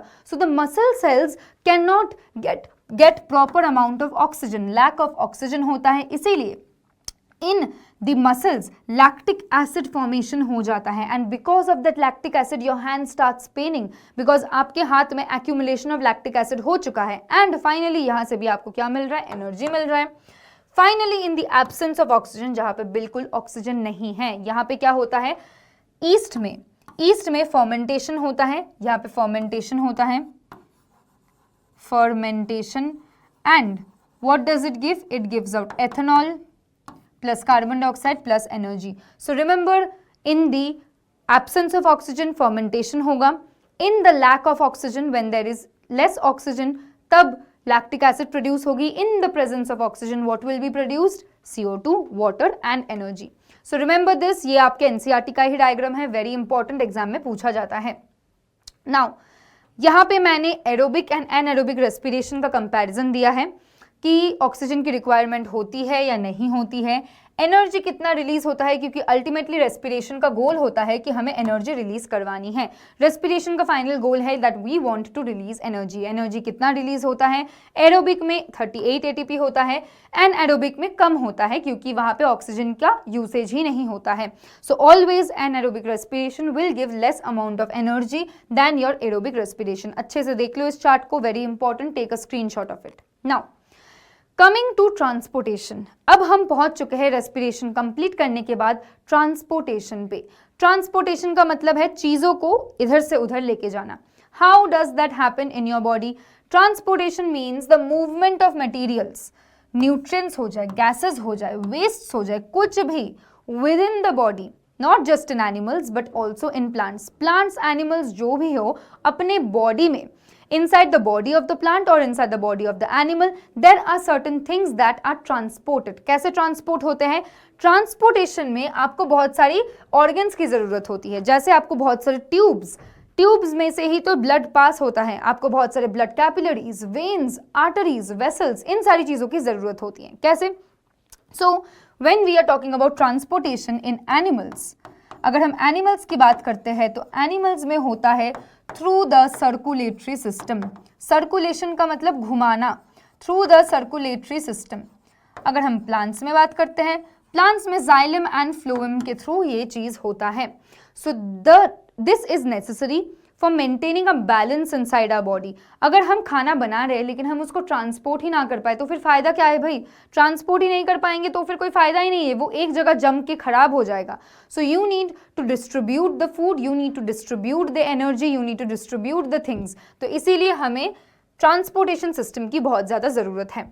Now blood is the medium by which in human body The oxygen is being transported. हमने अभी देखा है कि ब्लड अगर नहीं होता तो फिर हमारे बॉडी में ऑक्सीजन पहुंच ही नहीं पाता. ऑक्सीजन लंग्स में प्रोड्यूस हो चुका है लेकिन इट नीड्स टू ट्रांसपोर्ट, उसको हमें ट्रांसपोर्ट करना है to different parts of the body. Toe से, हमारे हेड से स्टार्ट करके टो तक, everywhere all the cells should get the oxygen. Who helps in doing that? Our blood helps in doing that. So blood is a fluid connective tissue. It transports food, oxygen, CO2, salts, hormones, waste materials, कुछ भी बोल दो, सभी चीजें blood के through transport होती है because blood is a fluid connective tissue. ये फ्लो करता है. करेक्ट? ब्लड का कॉम्पोजिशन क्या होता है? Very important, let's look at it. Components of the blood. Blood में होते हैं दो तरीके की चीजें. Number 1 is the plasma. Plasma is the fluid part of the blood. This is the fluid part, liquid part of the blood. And we have the formed elements. Formed elements मतलब आपके RBCs, WBCs, platelets, ये सारे जो cells होते हैं, those are called the formed elements. तो blood के component को हम दो तरीके से divide कर सकते हैं, plasma and the formed elements. Plasma क्या होता है? It is the liquid part. Plasma is made up of water, proteins, salts, nutrients, hormones and waste products. तो प्लाज्मा में इतनी सारी चीजें रहती हैं.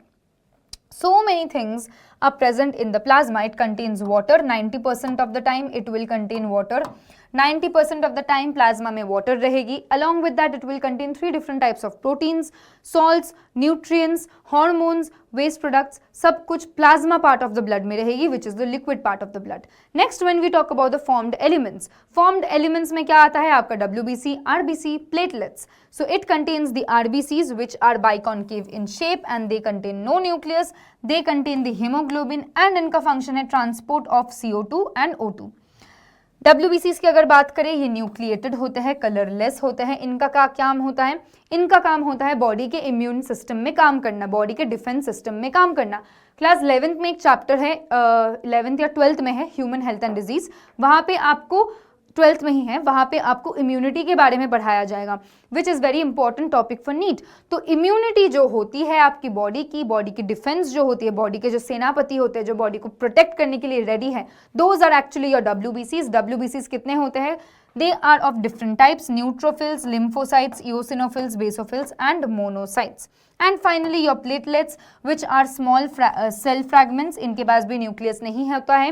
And the platelets they help in blood clotting, इनके पास certain blood clotting factors होते हैं जैसे thrombocytes. So these platelets actually help in the clotting of the blood and they prevent the loss of the blood. तो blood loss को बचाने के लिए suppose आपका हाथ कट गया है, आई डोंट थिंक आपको दिखेगा, मेरे हाथ में एक छोटा सा कट है, आई डोंट थिंक वो कैमरा में आएगा, लेकिन ठीक है, अगर आपके बॉडी में कहीं भी कट हो जाता है तो बहुत ज़्यादा ब्लड लूज होने लगता है, blood loss blood loss blood loss. अब उस ब्लड लॉस को बंद करने के लिए, ताकि आपकी बॉडी एक्सेसिव ब्लड बाहर ना निकाल दे, उसके लिए प्लेटलेट्स प्रेजेंट होते हैं। ये साइट ऑफ इंजरी पे पहुंच जाते हैं एंड वहाँ पे पहुंच जाके ये एक नेटवर्क, एक ऐसा what do you call it, fibre जैसा मेश लाइक स्ट्रक्चर बना देते हैं that actually protects your skin and as a result of which blood loss नहीं होता है। Correct, easy. Now heart is the most important part of the human circulatory system. Heart में क्या होता है? Heart is a fist sized organ. ये एक adult fist है, मैं एक अडल्ट हूं, मेरा ये फिस्ट है, इस फिस्ट के जैसा एक छोटा सा ऑर्गन होता है आपका heart. Heart is slightly present on the left side of the abdomen. सभी like you guys will know कि जब आप what do you call it, doctor के पास जाते हो तो वो स्टेथोस्कोप लगा के लेफ्ट साइड पे पहले चेक करते हैं, because left side contains your heart. So heart is present not in the middle but towards the left, little bit towards the left. And heart में होते हैं 4 chambers. What are the 4 chambers? Left atrium, left ventricle, right atrium, right ventricle. Correct. Left atrium, left ventricle का काम क्या होता है? Their work is to carry the oxygenated blood. Oxygenated blood मतलब blood rich in oxygen, O2 rich blood. And right atrium, right ventricle का काम होता है डीऑक्सीजनेटेड ब्लड को कैरी करवाना, which is the not O2 rich blood, मतलब इनमें oxygen नहीं है, they are deoxygenated, less oxygenated, they contains less oxygen. Correct, इनमें अभी तक ऑक्सीजन पूरा भरा नहीं है, they are the deoxygenated blood. And there are valves which are like doors, these are like doors and what do? They ensure one way flow of blood, मतलब blood सिर्फ एक ही तरफ फ्लो कर सकता है, वो उल्टा नहीं फ्लो कर सकता। क्यों? क्योंकि देयर आर, यहाँ पे दरवाजे होते हैं, यहाँ पे डोर्स होते हैं, वॉल्व्स कहलाते हैं, जो प्रोटेक्ट करते हैं ताकि उल्टा नहीं, बैक फ्लो ऑफ ब्लड ना हो पाए। अगर बैक फ्लो हुआ तो वो मिक्स हो जाएगा एंड बहुत ज़्यादा कॉम्प्लेक्सिटी बढ़ जाएगी, तो इसीलिए टू प्रिवेंट दैट हम दरवाज़ा यूज़ करते हैं। This is the structure of the heart. You can see we have the aorta, the pulmonary artery, pulmonary vein, left atrium, left ventricle, right atrium, right ventricle. We have the inferior vena cava. Superior and inferior vena cava होता है जो tissues से basically deoxygenated blood को लेके आते हैं heart में, जहाँ से वो कैरी हो पाए लंग्स की तरफ एंड वो ऑक्सीजनेट हो पाए। सो बेसिकली हार्ट का काम क्या होता है? हार्ट का काम होता है ब्लड को पंप करना, ब्लड को पंप करना ताकि ब्लड पूरे बॉडी में फैल सके। करेक्ट। अब ये पंपिंग जो होता है, ये सर्कुलेशन जो होता है, वो ह्यूमंस में 2 तरीके से होते हैं। डबल सर्कुलेशन कहते हैं, it happens through systemic circulation and it happens through pulmonary circulation. तो उससे पहले देख लेते हैं कि हमारे जो वेंट्रिकल्स हैं, मैंने अभी बताया कि ऑट्रियम है, वेंट्रिकल्स है। ये जो वेंट्रिकल्स है, why are they more muscular? Ventricles ज्यादा मस्क्यूलर क्यों होते हैं? चलो उससे पहले हम ये समझ लेते हैं डबल सर्कुलेशन, फिर ये वाला समझने में इजी होगा। Now when we are talking about the double circulation, यहाँ पे आपको टिश्यूज दिख रहे हैं। करेक्ट। सपोज ये आपका कुछ भी टिश्यू है, hair tissue, mouth tissue, hand tissue, कुछ भी टिश्यू समझ लो। टिश्यूज में से आपका जो डीऑक्सीजनेटेड ब्लड है, it actually moves to your right atrium. ये जो व्हाइट कलर का लाइन दिख रहा है, this is actually the deoxygenated blood, मतलब इस ब्लड में ऑक्सीजन कम है क्योंकि टिश्यूज के पास ऑक्सीजन रिच ब्लड आया, टिश्यूज ने ऑक्सीजन रिच ब्लड को यूटिलाइज कर लिया, उसने सारा ऑक्सीजन खा लिया और फिर खाली डब्बा भेज रहा है हार्ट के पास कि हार्ट इसमें फिर से ऑक्सीजन भर के मुझे वापस दे दे, क्योंकि मुझे फिर से ऑक्सीजन को खाना है। तो हमारे टिश्यूज क्या करते हैं? वो ऑक्सीजन खाते हैं। तो टिश्यूज में से जो सुपीरियर वेना कावा है, जो वेना कावा है, the vena cava, they will actually carry vena cava carries the deoxygenated blood to the right atrium, right atrium तक पहुंच चुका है। राइट एट्रियम में पहुंचने के बाद you will get to see एक valve, you will get to see one valve. ये जो वॉल्व आपको यहाँ पे दिख रहा है ब्लू कलर का, this is actually your tricuspid valve, tricuspid, ठीक है, ट्राइकस्पिड वॉल्व। कैसा दिखता है? I will show you. It looks somewhat like this, this is the outline and ये कुछ ऐसा दिखता है, ऐसे 1 2 3, there are 3 cusps in it, tricuspid valve मतलब 3 छोटे छोटे होल्स होते हैं इसमें। सो this is the tricuspid valve and what does it do? This prevents the back flow of the blood.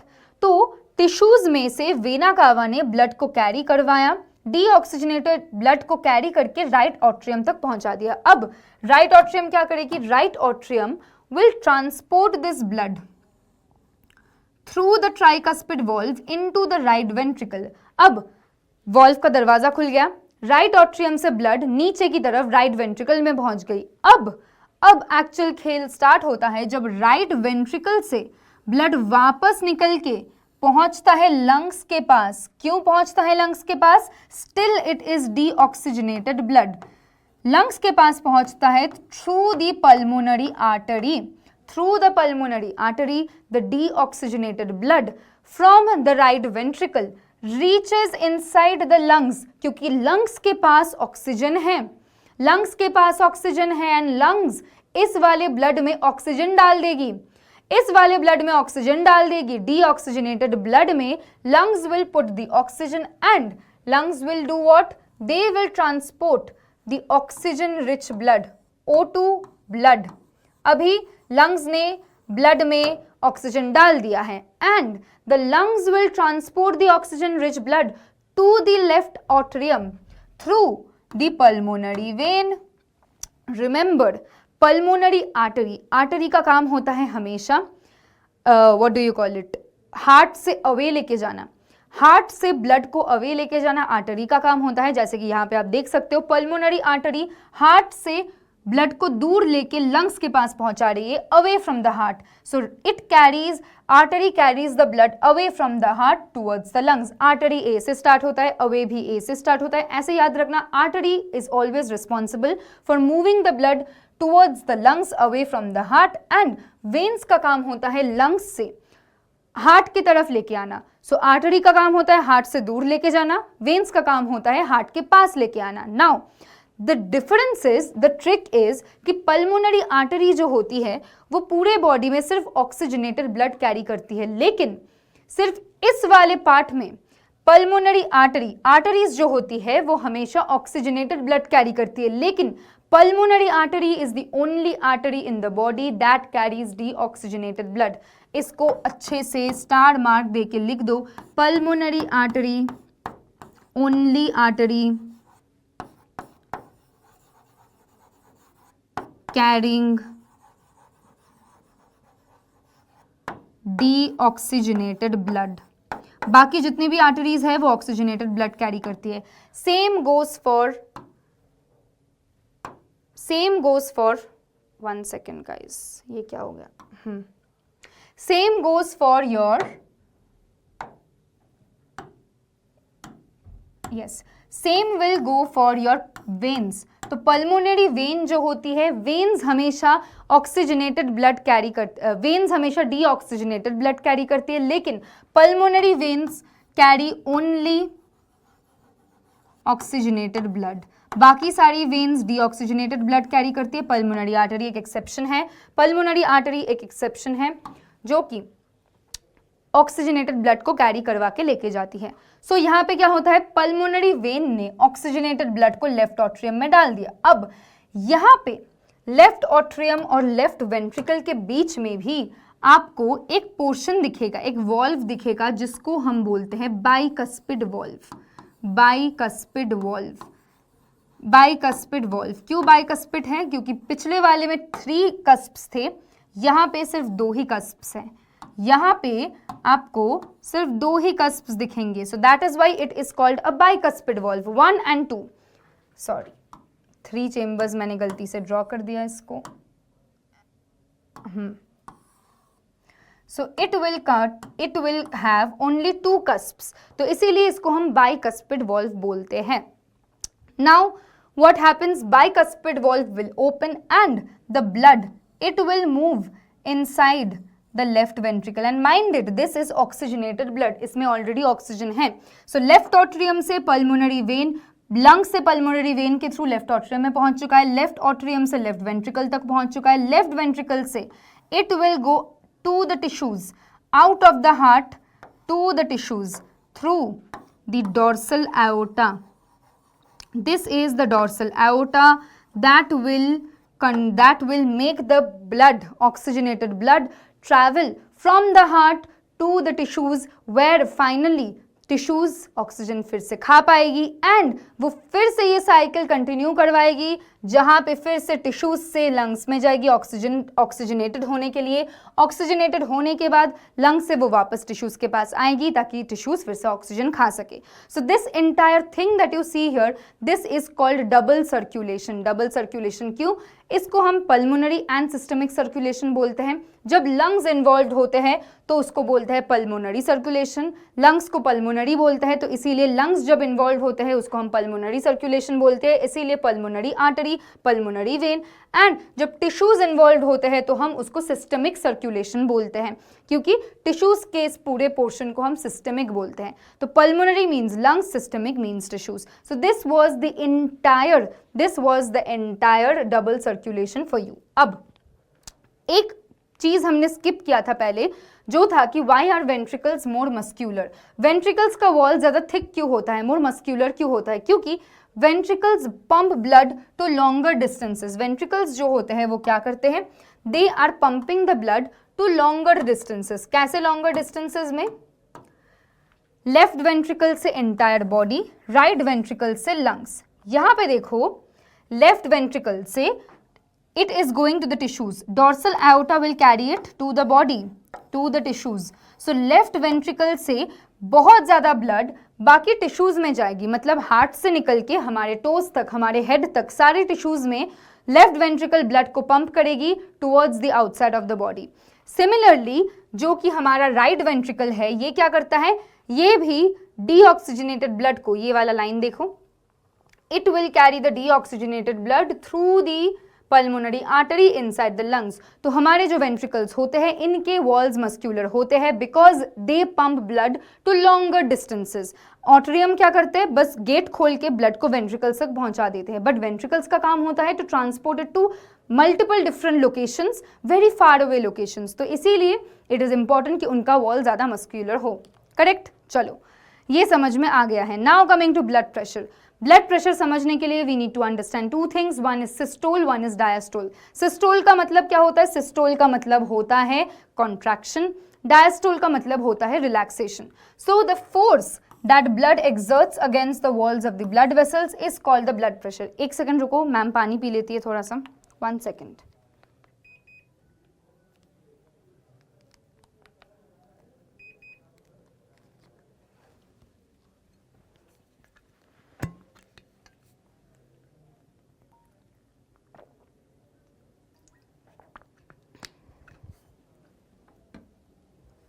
Yes. So what is the blood pressure? Blood pressure is the pressure that the blood exerts on the walls of the capillary. ये suppose एक capillary है, इसके walls पे blood is exerting a pressure. इसके walls पे blood is exerting a pressure. यहाँ पे blood जा रहा है तो ये एक pressure exert करता है on the walls of the capillaries. That is actually called the blood pressure. Blood pressure is higher in the arteries and it is lower in the veins. Remember this, blood pressure जो होता है वो arteries में ज़्यादा होता है, veins में lower होता है. Now, blood pressure can be of 2 types. Systolic blood pressure, diastolic blood pressure. Systole मतलब होता है contraction. Systole का मतलब है contraction. So, pressure in the artery during ventricular contraction is 120 mm per Hg. तो systolic blood pressure क्या होता है? It is the pressure that is in the artery, pressure in the artery exerted in the artery during ventricular contraction. तो आपके जब ventricles contract करते हैं, आपके आर्टरी पे ब्लड जो प्रेशर एक्सर्ट करता है उसको हम बोलते हैं systolic pressure and it is 120 mmHg. Similarly diastolic pressure क्या होता है? Pressure in the artery during ventricular relaxation. तो वेंट्रिकल्स के कॉन्ट्रैक्शन के टाइम पे जो प्रेशर आर्टरीज पे एक्सर्टेड होता है that is the systolic pressure. Ventricles के रिलैक्सेशन में मतलब डायस्टोल में जो भी प्रेशर एक्सर्ट होता है on the artery that is called the diastolic pressure. Systolic pressure का अमाउंट होता है 120 mmHg, डायस्टोलिक प्रेशर का अमाउंट होता है 80 mmHg. तो नॉर्मल ब्लड प्रेशर होता है 120/80. जब आप स्पिग्मोमैनोमीटर से blood pressure what do you call it blood pressure को मेजर करते हो, you will see that your blood pressure if it's normal it will come 120/80, but if it is above 140, अगर 140/90 mmHg से ज़्यादा होता है देन यू हैव हाइपरटेंशन. फिर आपको हाइपरटेंशन है. What is hypertension? High blood pressure. So then you have hypertension.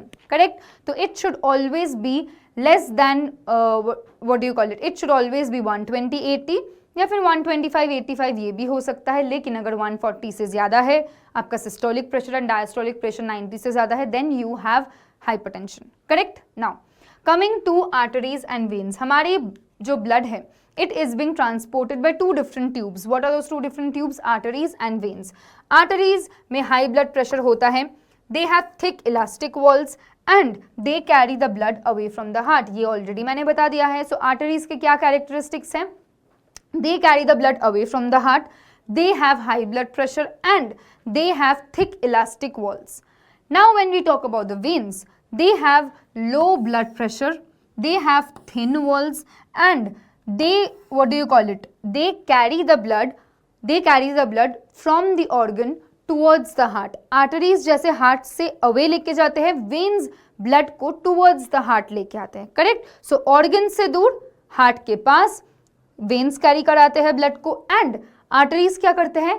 heart से दूर organs के पास. Correct. clear. so this is the difference between artery and vein. now a very important question, what happens, जो हमने थोड़ा सा discuss भी किया था, what happens when your system of tubes, मतलब आपका जो blood vessel है, capillaries है, अगर ये टूट जाता है तो क्या होगा? what happens if your system of tube develops a leak? so if the blood vessels develop a leak, blood loss occurs. blood loss will occur. blood loss को बंद किसको करना है? blood loss को बंद करना है platelets महाराज को. प्लेटलेट्स हमने ऑलरेडी पढ़ा है कि they are the ones that are responsible for the coagulation of the blood. They are responsible for the maintenance of the circulation in the body. वो क्या करते हैं? वो साइट ऑफ इंजरी पे पहुंच जाते हैं. साइट ऑफ इंजरी में पहुंच जाके लीक को सील कर देते हैं. फेविक्विक की तरह होते हैं, चिपक जाते हैं ताकि वहां से लीक हो ही ना पाए. तो ब्लड लीक, ब्लड लॉस को कम करने के लिए क्या आता है? वी हैव प्लेटलेट्स महाराज जो हेल्प करते हैं हमें. Correct. Now coming to the last portion of the circulation in animals, that is the lymph. जैसे हमने प्लाज्मा पढ़ा था वैसे ही दूसरा एक लिक्विड पार्ट है जिसको हम बोलते हैं lymph. So lymph is a colorless fluid formed when some plasma, proteins and blood cells leak out of capillaries into intercellular spaces. तो लिम्फ बेसिकली क्या होता है? एक अलग सा सिस्टम होता है हमारे बॉडी में जिसको हम लिम्फेटिक सिस्टम बोलते हैं. वहाँ पे लिम्फेटिक वेसल्स भी होते हैं. So this lymph is actually a colourless fluid. How is it formed? It is formed by plasma, proteins, कुछ blood cells that actually leak out, जो कैपिलरी से अचानक से बाहर चले जाते हैं एंड खुद का एक अपना सिस्टम बना लेते हैं. Lymph is similar to plasma but it contains less amount of protein. It drains into the lymphatic capillaries which join to form a larger lymph vessel that opens into the veins. अब ये एक अलग अपना lymphatic system बना लेते हैं. It is somewhat like plasma, लेकिन plasma के साथ इसका डिफरेंस क्या है? lymph में प्रोटीन्स का अमाउंट थोड़ा कम होता है, प्लाज्मा में वो बहुत ज़्यादा होता है. Now फंक्शंस क्या होते हैं lymph के? lymph ट्रांसपोर्ट करता है फैट्स को स्मॉल इंटेस्टाइन से. lymph बॉडी के डिफेंस मैकेनिज्म, इम्यूनिटी में हेल्प करता है. लिम्फ क्या करता है? Returns the proteins and fluids to blood. जो भी प्रोटीन्स एंड फ्लूइड्स बहुत ज़्यादा बाहर निकल गए थे उनको फिर से वापस आके it takes it to the blood, कि हाँ ब्लड तुम्हारे वहाँ से ज़्यादा लीक हो चुका था, ये कुछ रख लो. And finally it removes any excess intercellular fluid. जो भी चीज़ें हैं, these are the functions of the lymph. ये मेनली इम्यूनिटी में सबसे ज़्यादा हेल्प करते हैं. Correct. Now finally coming to transport system in plant, very small, very छोटा सा पार्ट है. एक ही डायग्राम है. प्लांट में जब हम ट्रांसपोर्ट करने का सोचते हैं, so what are we transporting? Plant में आइदर वाटर ट्रांसपोर्ट होगा या फिर प्लांट में हम फूड को ट्रांसपोर्ट करेंगे. So when we are talking about the water transport in the plants, water is transported by the xylem. So xylem क्या करता है? Water moves up to different plant parts. Xylem water को upwards move करवाता है, मतलब plant ने root से water को अब्सॉर्ब किया, रूट्स ने अब जाइलम के थ्रू उसी वाटर को पूरे प्लांट के बॉडी में ट्रांसपोर्ट करवा दिया. So xylem is responsible for the upward movement of water and it is responsible for the distribution of water throughout the body of the plant. When we talk about phloem, phloem का काम होता है transport of food, transport food, PHOOD, food. आज से food का spelling होता है food, PHOOD. सो phloem का काम होता है, फ्लोएम भी P से स्टार्ट होता है. ये क्या ट्रांसपोर्ट करता है? फूड को ट्रांसपोर्ट करता है, फूड को ट्रांसपोर्ट करता है. What does it do? जो भी खाना आपके लीव्स में बन रहा है, खाने को पूरे बॉडी ऑफ द प्लांट में डिस्ट्रीब्यूट कराना है. कैसे कराना है distribute? Through the process of through these phloem. तो फ्लोएम क्या करता है? Sucrose moves up to the growing बड.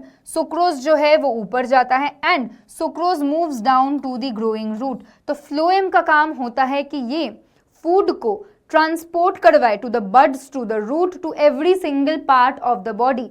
जो भी हमारे प्लांट के बॉडी में खाना प्रोड्यूस हुआ है, उसको हेड से टो ऑफ द प्लांट तक लेके जाने का रिस्पॉन्सिबिलिटी हम फ्लोएम को देते हैं. So xylem are phloem and phloem are the main tubes that actually help in the transport of food and water through the plants. Correct. So इसके साथ हमारा ये वाला पोर्शन खत्म होता है and finally we move to the last portion of the life processes chapter which is your excretion. अब excretion का मतलब क्या होता है? एक्सक्रीशन का मतलब होता है रिमूवल. एक्सक्रीशन का वन वर्ड मीनिंग होता है removal. Removal of what ma'am? Removal of waste material. जैसे आप अपने एक्स को रिलेशनशिप से रिमूव करते हो, you are removing your ex from your relationship, from your life. In that same manner excretion is the process that will remove your waste materials out of the body. अब ये plants में भी होता है, animals में भी होता है. एनिमल्स में कैसे होता है देख लेते हैं. वेस्ट प्रोडक्ट्स कौन से होते हैं? Urea, uric acid, excess salts, CO2 and water. These are the waste products that need to be thrown out of the body. क्योंकि ये यूरिया जो है it is very toxic to the body. Humans के लिए urea बहुत toxic होता है, तो इसीलिए हम जितनी जल्दी हो सके यूरिया को बाहर निकालना चाहते हैं. आपका जो यूरिन होता है उसका जो स्मेल होता है इट इज़ ऑफ यूरिया, क्योंकि यूरिन में बहुत ज़्यादा कॉन्सेंट्रेशन ऑफ यूरिया रहता है. Correct. Now excretion in humans, unicellular organism, they remove the waste by simple diffusion through the body. लेकिन हम जो मल्टीसेल्युलर ऑर्गन्स है, हम तो सिर्फ चुटकी में सब कुछ नहीं कर सकते. मल्टीसेल्युलर ऑर्गेनिजम्स में क्या होगा? Use specialised organs for excretion like kidneys in humans. तो ह्यूमंस जो होते हैं हम किडनीज यूज करते हैं एक्सक्रीशन के लिए. कैसे? ह्यूमन एक्सक्रीटरी सिस्टम के कुछ इंपॉर्टेंट पार्ट्स होते हैं, जैसे कि अ पेयर ऑफ किडनीज. हमारे एक्सक्रीटरी सिस्टम में हमें किडनीज दिखने को मिलती है, ऐसे शेप के किडनीज दिखने को मिलती है. करेक्ट. किडनीज है हमारी बॉडी में. We have a pair of ureters. हमारे बॉडी में यूरेटर्स भी होते हैं. कैसे यूरेटर्स? यूरेटर्स भी होते हैं ऐसे. करेक्ट. We have urethra. हमारे पास एक यूरेथ्रा भी होता है. And finally we also have a urinary bladder. Urinary bladder और यूरेथ्रा हमारे पास होता है. So this is the human excretory system, जहाँ पे आपको किडनीज मिलती है, यूरेटर्स मिलते हैं, यूरेथ्रा मिलता है and a urinary bladder. Now kidneys क्या होती है? Kidneys are actually bean shaped organs. Kidneys छोटे छोटे बीन शेप्ड ऑर्गन्स होते हैं. What do they do? इनका काम होता है ब्लड को फिल्टर करना. ये जो आपके वेस्ट मटेरियल्स है guys, where are they found? ये हमारी बॉडी में ब्लड में ही तैरते रहते हैं, क्योंकि भाई बॉडी का स्विमिंग पूल ब्लड ही है, तो ब्लड में ही अच्छी चीज़ है, ब्लड में ही गंदी चीज़ें मूव होगी। तो ब्लड में सारी गंदी चीज़ें क्या होती है, इकट्ठा होती है and it is being moving. And kidneys का काम होता है इसी ब्लड को फिल्टर करना, इसी ब्लड को साफ करना। Correct. So kidneys are located in the abdomen, one on either side of the backbone. Backbone के दोनों साइड्स पे किडनीज प्रेजेंट होती है। Urine is produced in the kidneys. Urine जो होता है वो किडनीज में प्रोड्यूस होता है। कैसे यूरिन प्रोड्यूस होता है, विल लर्न अबाउट दैट। ये जो यूरेटर्स होते हैं, what are these, these are actually tube like structures. ये क्या करते हैं, किडनीज में जो यूरिन बन चुका है उसको इस ट्यूब के थ्रू यूरिनरी ब्लैडर तक पहुंचाना है ताकि वो बॉडी के बाहर जा सके। तो इसीलिए ureters are the tubes. Ureters are two narrow tube structures, urine passes through the ureters. तो यूरिन जो किडनी में बन चुका है वो यूरेटर्स के थ्रू पास होके फाइनली यूरिनरी ब्लैडर में पहुंचता है। Now urinary bladder is what, it is a muscular organ. ये एक मस्क्यूलर ब्लैडर होता है। Urinary bladder is where the urine is stored before release. तो रिलीज होने के पहले यूरिनरी ब्लैडर में एक मस्क्यूलर ऑर्गन है, वहां पे आपके यूरिन को स्टोर किया जाता है and finally through the process of micturition, remember this word MICTURITION, through the process of micturition the urine passes out of the body, out of body। तो आपका जो प्रोसेस होता है यूरिनेशन का उसको हम मिक्टूरेशन बोलते हैं। Correct. Finally urethra is the small tube from the bladder to the body's exterior, discharge urine in both genders. तो यूरेथ्रा लड़की और लड़कों दोनों में होता है एंड इट इज रिस्पॉन्सिबल, ये यूरिनरी ब्लैडर के एंड में होता है and it is responsible for the excretion of the urine. ठीक है, चलो अब हम किडनी को अगर काटेंगे we will get to see the functional unit, the functional unit of the kidney, the functional and structural unit of the kidney, which is our very own nephron। तो neuron होता है नर्व्स का structural and functional unit and nephron होता है kidney का structural and functional unit. Don't get confuse neuron and nephron में।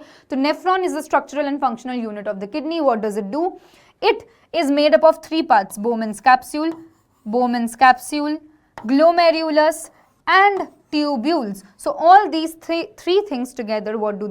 They form your nephron। अब this is the entire flow chart कि कैसे यूरिन फॉर्मेशन होता है हमारे बॉडी में एंड फाइनली वो बॉडी के बाहर कैसे जाता है। So this is the entire flow chart. देख लेते हैं।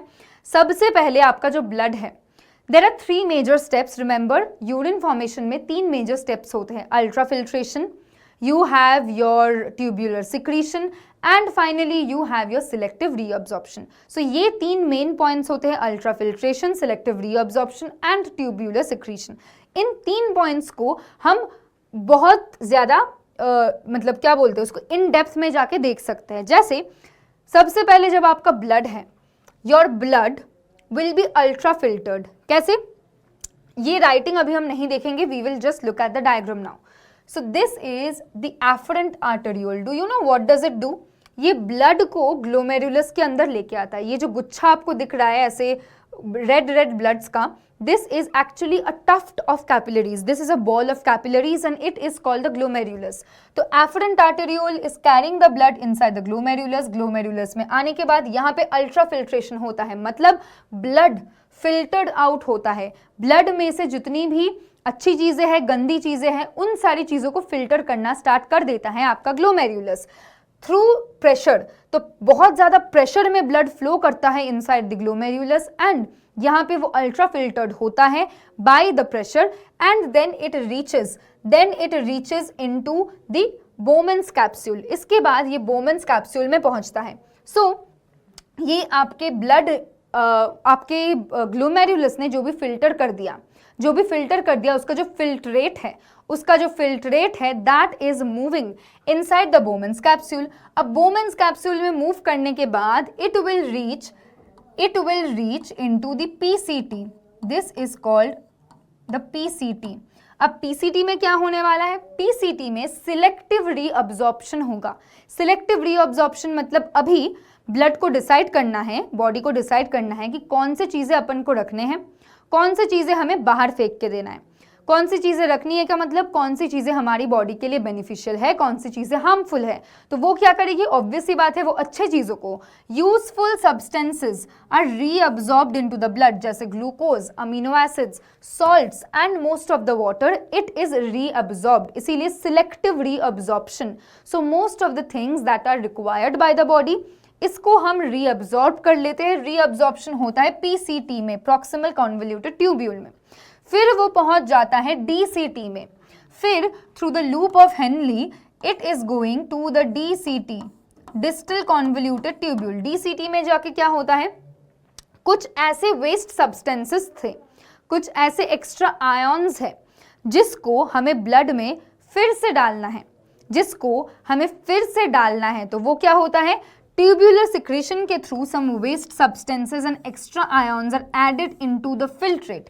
तो ब्लड से कुछ एक्स्ट्रा आयॉन्स जो कि और नहीं चाहिए हमें, वो हम फिल्ट्रेट में डाल देते हैं कि ठीक है, सबसे पहले हमने क्या किया, ब्लड को फिल्टर किया, फिर हमने देखा कि अरे अभी हमें कौन सी चीज़ें रखनी है, कौन सी नहीं रखनी है, तो हमने सिलेक्टिवली रीअब्जॉर्ब करवाया। सिलेक्टिव रीअब्जॉर्प्शन के बाद हमने ग्लूकोज, अमीनो एसिड्स, जो भी हमारी बॉडी को ज़रूरत है, उन सारी चीज़ों को फिर से वापस अब्जॉर्ब कर लिया एंड फिर हमने उसको डीसीटी में भेज दिया। डीसीटी में भेजने के बाद ब्लड को याद आया कि अरे ये कुछ सॉल्ट्स हैं, ये फिल्ट्रेट में डालेंगे तो ज़्यादा अच्छा होगा। तो फिर ब्लड क्या करती है, फिर ब्लड ट्यूब्यूलर सिक्रीशन के थ्रू कुछ ऐसी चीज़ें हैं जो ब्लड से सिक्रीट होके फिल्ट्रेट में जाती है।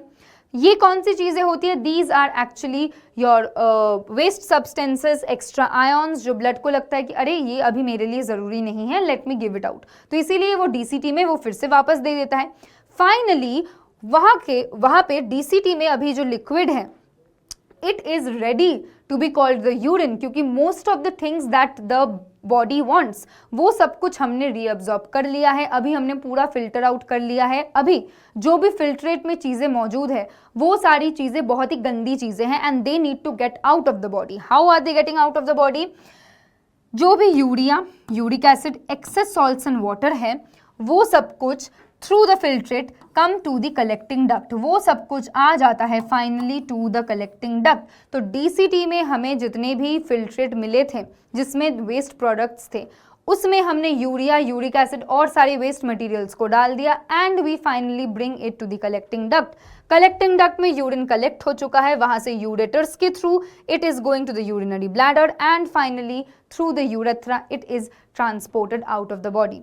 सो क्या किया हमने, जल्दी से देख लेते हैं। What did we do, blood को हमने पहले फिल्टर किया। फिल्टर क्यों किया, ताकि हमें गंदी चीज़ों को साइड में कर सके, अच्छी चीज़ों को साइड में कर सके। गंदी चीज़ों को हमने क्या किया, गंदी चीज़ों को लेके हमने उसका फिर से अल्ट्रा फिल्ट्रेशन किया। अल्ट्रा फिल्ट्रेशन होने के बाद हमने ब्लड को पास करवाया। जब वो पीसीटी पे पहुंचा तब ब्लड को लगा कि अरे ये चीज़ें मेरे लिए अच्छी है, ये मुझे वापस चाहिए, तो इसीलिए ब्लड ने क्या किया, इसने amino acids, glucose, most of the water, ये सब रीअब्जॉर्ब कर लिया, खुद के बॉडी में फिर से वापस ले लिया।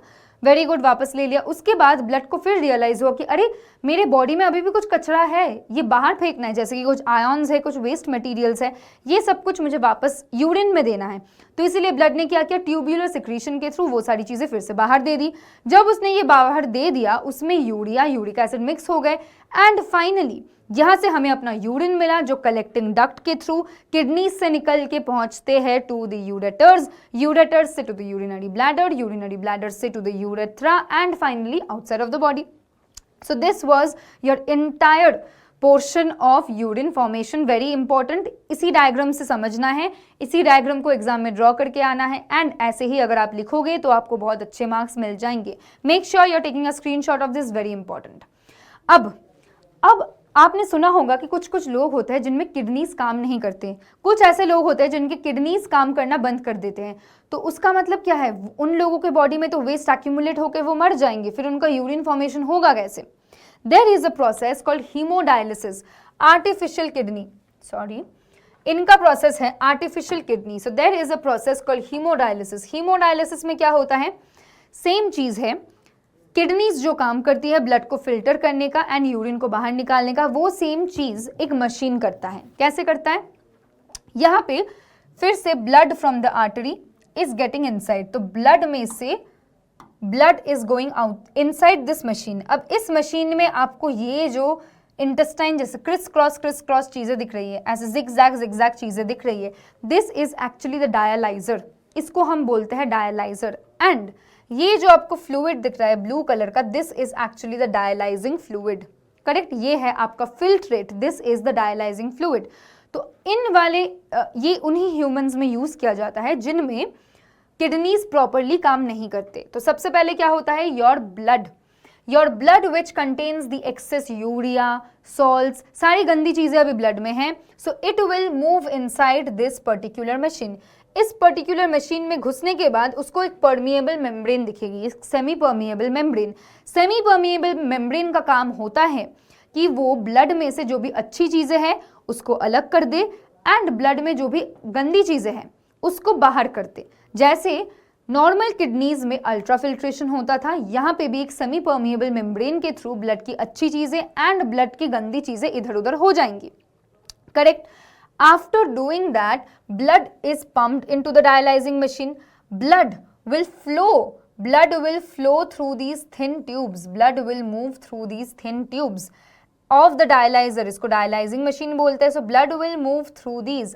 And जो भी वेस्ट मॉलिक्यूल्स थे, जो भी छोटे छोटे वेस्ट मॉलिक्यूल्स थे जो सेमी परमिएबल मेम्ब्रेन के थ्रू क्रॉस कर सकते हैं, they will cross and they will come inside this fluid. वो ब्लड में से निकल के मेम्ब्रेन के थ्रू इस वाले फ्लूइड में आ जाएंगे। तो मतलब अब क्या है, अब आपके फ्लूइड में जो भी वेस्ट मटेरियल्स हैं वो जा चुका है, मतलब ब्लड हैज बीन फिल्टर्ड। अब ब्लड का जो अच्छा पार्ट है, ब्लड का जो भी अच्छा पार्ट है, जो ब्लड जिसमें बिल्कुल वेस्ट नहीं है, that will be moving to the vein. So purified blood, it will come out of this. Through this it gets filtered and फिर blood जो अच्छा वाला blood है it will come out of the body through the vein and blood में जो भी गंदी चीज़ें थी वो आपके dialyzing fluid ने absorb कर लिया and it will go out of the body and it will be removed from the body. So dialyzing fluid containing the waste, it will move outside of the body. जितनी भी waste materials थी उसको हमने पानी में डाल दिया, dialyzing fluid में डाल दिया and it finally goes out of the body, it moves out of the body through this hemodialysis machine. So इसका काम सेम ही होता है। ये क्या करता है, ब्लड को फिल्टर करने में हेल्प करता है, लेकिन नॉर्मली नहीं कर सकते क्योंकि इन वाले और जो ये ह्यूमंस होते हैं जिनमें हेमोडायलिसिस मशीन यूज़ किया जाता है उनमें अनफॉर्चुनेटली किडनीज अच्छे से काम नहीं कर सकते, किडनीज फेल हो चुके हैं। तो इसीलिए उनको एक्सटर्नली इस मशीन के थ्रू अपने ब्लड को प्यूरिफाई करना है, यूरिया को ब्लड के बाहर लेके जाना है, correct, got it. Now coming to the methods of excretion in plants, तो बहुत छोटा सा पार्ट है। ह्यूमंस जैसे यूरिया एक्सक्रीट करते हैं इतने बड़े प्रोसीजर से, प्लांट्स कैसे एक्सक्रीट करते हैं? Plants remove waste by storing wastes in the bark, resins and gums found in old xylem tissues. तो प्लांट्स क्या करते हैं, प्लांट्स का जो गम होता है, जो रेजिन होता है, that is actually the waste material of the plant. तो वो क्या करता है, वो ओल्ड जाइलम टिश्यूज के थ्रू अपने वेस्ट प्रोडक्ट्स को, gum that we get from the plant, it is actually a waste product of the plant. तो ये प्लांट अपने वेस्ट प्रोडक्ट ऐसे अपने बार्क ऑफ द ट्री में निकाल देते हैं, correct. Storing waste in vacuoles, specially in leaf cells which may later fall off. तो कभी कभी वैक्यूल्स क्या करते हैं, जो भी प्लांट्स अपने वेस्ट मटेरियल्स है वो वैक्यूल्स में स्टोर कर देते हैं लीव्स में, एंड जब लीव्स खराब हो जाते हैं they fall off and as a result of which the waste gets removed. तो ऐसे plants through their gums, resins, production of secondary metabolites, they are actually giving out their excretory products. And second होता है storing wastes in the vacuoles, they are storing all of their waste materials in the vacuoles in the leaves, as a result of which leaves जब नीचे गिर जाते हैं, leaves जब मर जाते हैं, खराब हो जाते हैं, the plant also gets removal of the waste, ठीक है। Now plants remove waste by transpiration, excreting wastes into the soil and oxygen release. Plants can also remove the waste by transpiration, transpiration के through भी waste remove कर सकते हैं, soil में खुद excrete कर सकते हैं, या फिर ऑक्सीजन रिलीज के थ्रू, वो ऑक्सीजन के थ्रू अपने वेस्ट को बाहर निकाल सकते हैं। So these are the methods by which the plants expire नहीं, plants excrete. So that was it, this was the entire chapter. अभी हम कुछ क्वेश्चंस करने वाले हैं and then this entire chapter will be completed. So questions करना है, which part of the human digestive system is responsible for the initial breakdown of starch? Initial breakdown of starch कौन से वाले पोर्शन में होता है? Initial breakdown of the starch happens in your mouth, आपके mouth में होता है। माउथ में सलाइवा रहता है, salivary gland secrete salivary amylase. Salivary amylase actually helps in the break down of starch, ठीक है, ये स्टार्च को ब्रेक डाउन करते हैं। So it all starts in the mouth. Next, which digestive gland produces enzymes that digest all three major nutrients, carbohydrates, proteins and fats? मैंने बताया था ये क्वेश्चन बहुत ज़्यादा इंपॉर्टेंट है, ये CBSE में पूछा जाता है। Which digestive gland produces enzymes that digest all three major nutrients, carbohydrates, proteins and fats? क्या है वो? Is it salivary glands? नहीं मैम, salivary glands सिर्फ कार्बोहाइड्रेट को करते हैं। salivary glands में सिर्फ कार्बोहाइड्रेट का मेटाबॉलिज्म होता है। When we talk about the liver, liver में क्या होता है? लिवर में भी तीनों चीज़ों का डाइजेशन नहीं होता है। स्टमक में भी तीनों चीज़ों का डाइजेशन नहीं होता है। स्टमक में क्या होता है? प्रोटीन्स का डाइजेशन होता है, प्रोटीन्स का डाइजेशन होता है, correct. When we talk about the liver, यहाँ पे क्या होता है? Fats digest. लेकिन पैनक्रियाज, गाइज पैनक्रियाज एक ऐसा है ऑर्गन जहाँ पे आपको तीनों टाइप्स के न्यूट्रिएंट्स का ब्रेकडाउन देखने को मिलेगा। You will get to see the digestion of amino acids, you will get to see the digestion of proteins, fats, carbohydrates, everything right here in the pancreas. So this is a very important question, star mark कर लेना। Next, during a vigorous workout, a person begins breathing heavily. Which structure ensures that the trachea remains open and does not collapse due to increased airflow? अब एक बंदा है जो बहुत gym करता है, इतना विगरस वर्कआउट उसने कर लिया, अब हमें देखना है कि उसका ट्रैकिया जो है वो कोलैप्स ना कर जाए। क्यों? क्योंकि वो इतना ज़्यादा एयर इनहेल कर रहा है, इतनी ज़ोर से एयर इनहेल कर रहा है कि हमें डर लग रहा है कि अरे यार इसका ट्रैकिया तो गिर जाएगा, मतलब इसका ट्रैकिया तो टूट जाएगा, क्योंकि इतना एयर पास हो रहा है इतने ज़्यादा प्रेशर में। तो what is the part that makes sure कि ट्रैकिया में ये जो ट्रैकिया है ये ब्रेक डाउन ना कर जाए? What is it? You will remember कि मैंने कुछ कार्टिलेज रिंग्स बताए थे, When I talked about the trachea, I talked about certain cartilaginous rings. So these cartilaginous rings are the ones जो ट्रैकिया को ओपन करके रखते हैं ताकि जब बहुत प्रेशर से एयर पास हो ट्रैकिया कोलैप्स ना कर जाए। So remember that the cartilaginous rings in the trachea actually help in the sustainment of the trachea, ताकि ट्रैकिया टूट ना जाए, ताकि वो कोलैप्स ना कर जाए, correct. And finally, what protein in RBCs binds with the oxygen? Easiest guys, hemoglobin. Hemoglobin is the one that binds with the oxygen. So क्या है? RBCs के ऊपर hemoglobin रहता है, hemoglobin को oxygen पसंद है तो hemoglobin oxygen को उठा लेता है, and blood के through पूरे body में hemoglobin is transporting the oxygen throughout the body of the human, correct? Last question, during which circulatory phase heart receives oxygenated blood from the lungs? अब कौन सा ऐसा फेज है जिसमें हमारा जो हार्ट है it will receive the oxygenated blood from the lungs. Remember कि जो भी lungs related होता है that will be your pulmonary. Lungs related जब भी लंग्स वर्ड यूज किया जाता है to the lungs, away from the lungs, you need to remember कि तब पल्मोनरी सर्कुलेशन होगी, क्योंकि जब it is coming towards the lungs, away from the lungs, there is the use of the word pulmonary. तो इसीलिए during which circulatory phase heart receives oxygenated blood from the lungs, it will be during your pulmonary circulation. So with that the class comes to an end. I hope आप सबको मजा आया होगा। Make sure that you're liking this video, subscribing this and अपने सारे दोस्तों के साथ शेयर कर दो, and make sure कि जितनी भी मैम ने डायग्राम्स दिखाए हैं you are marking it, you are labeling it, because this is very important. So bye bye, take care guys, and we'll be back with the next chapter soon. Thank you.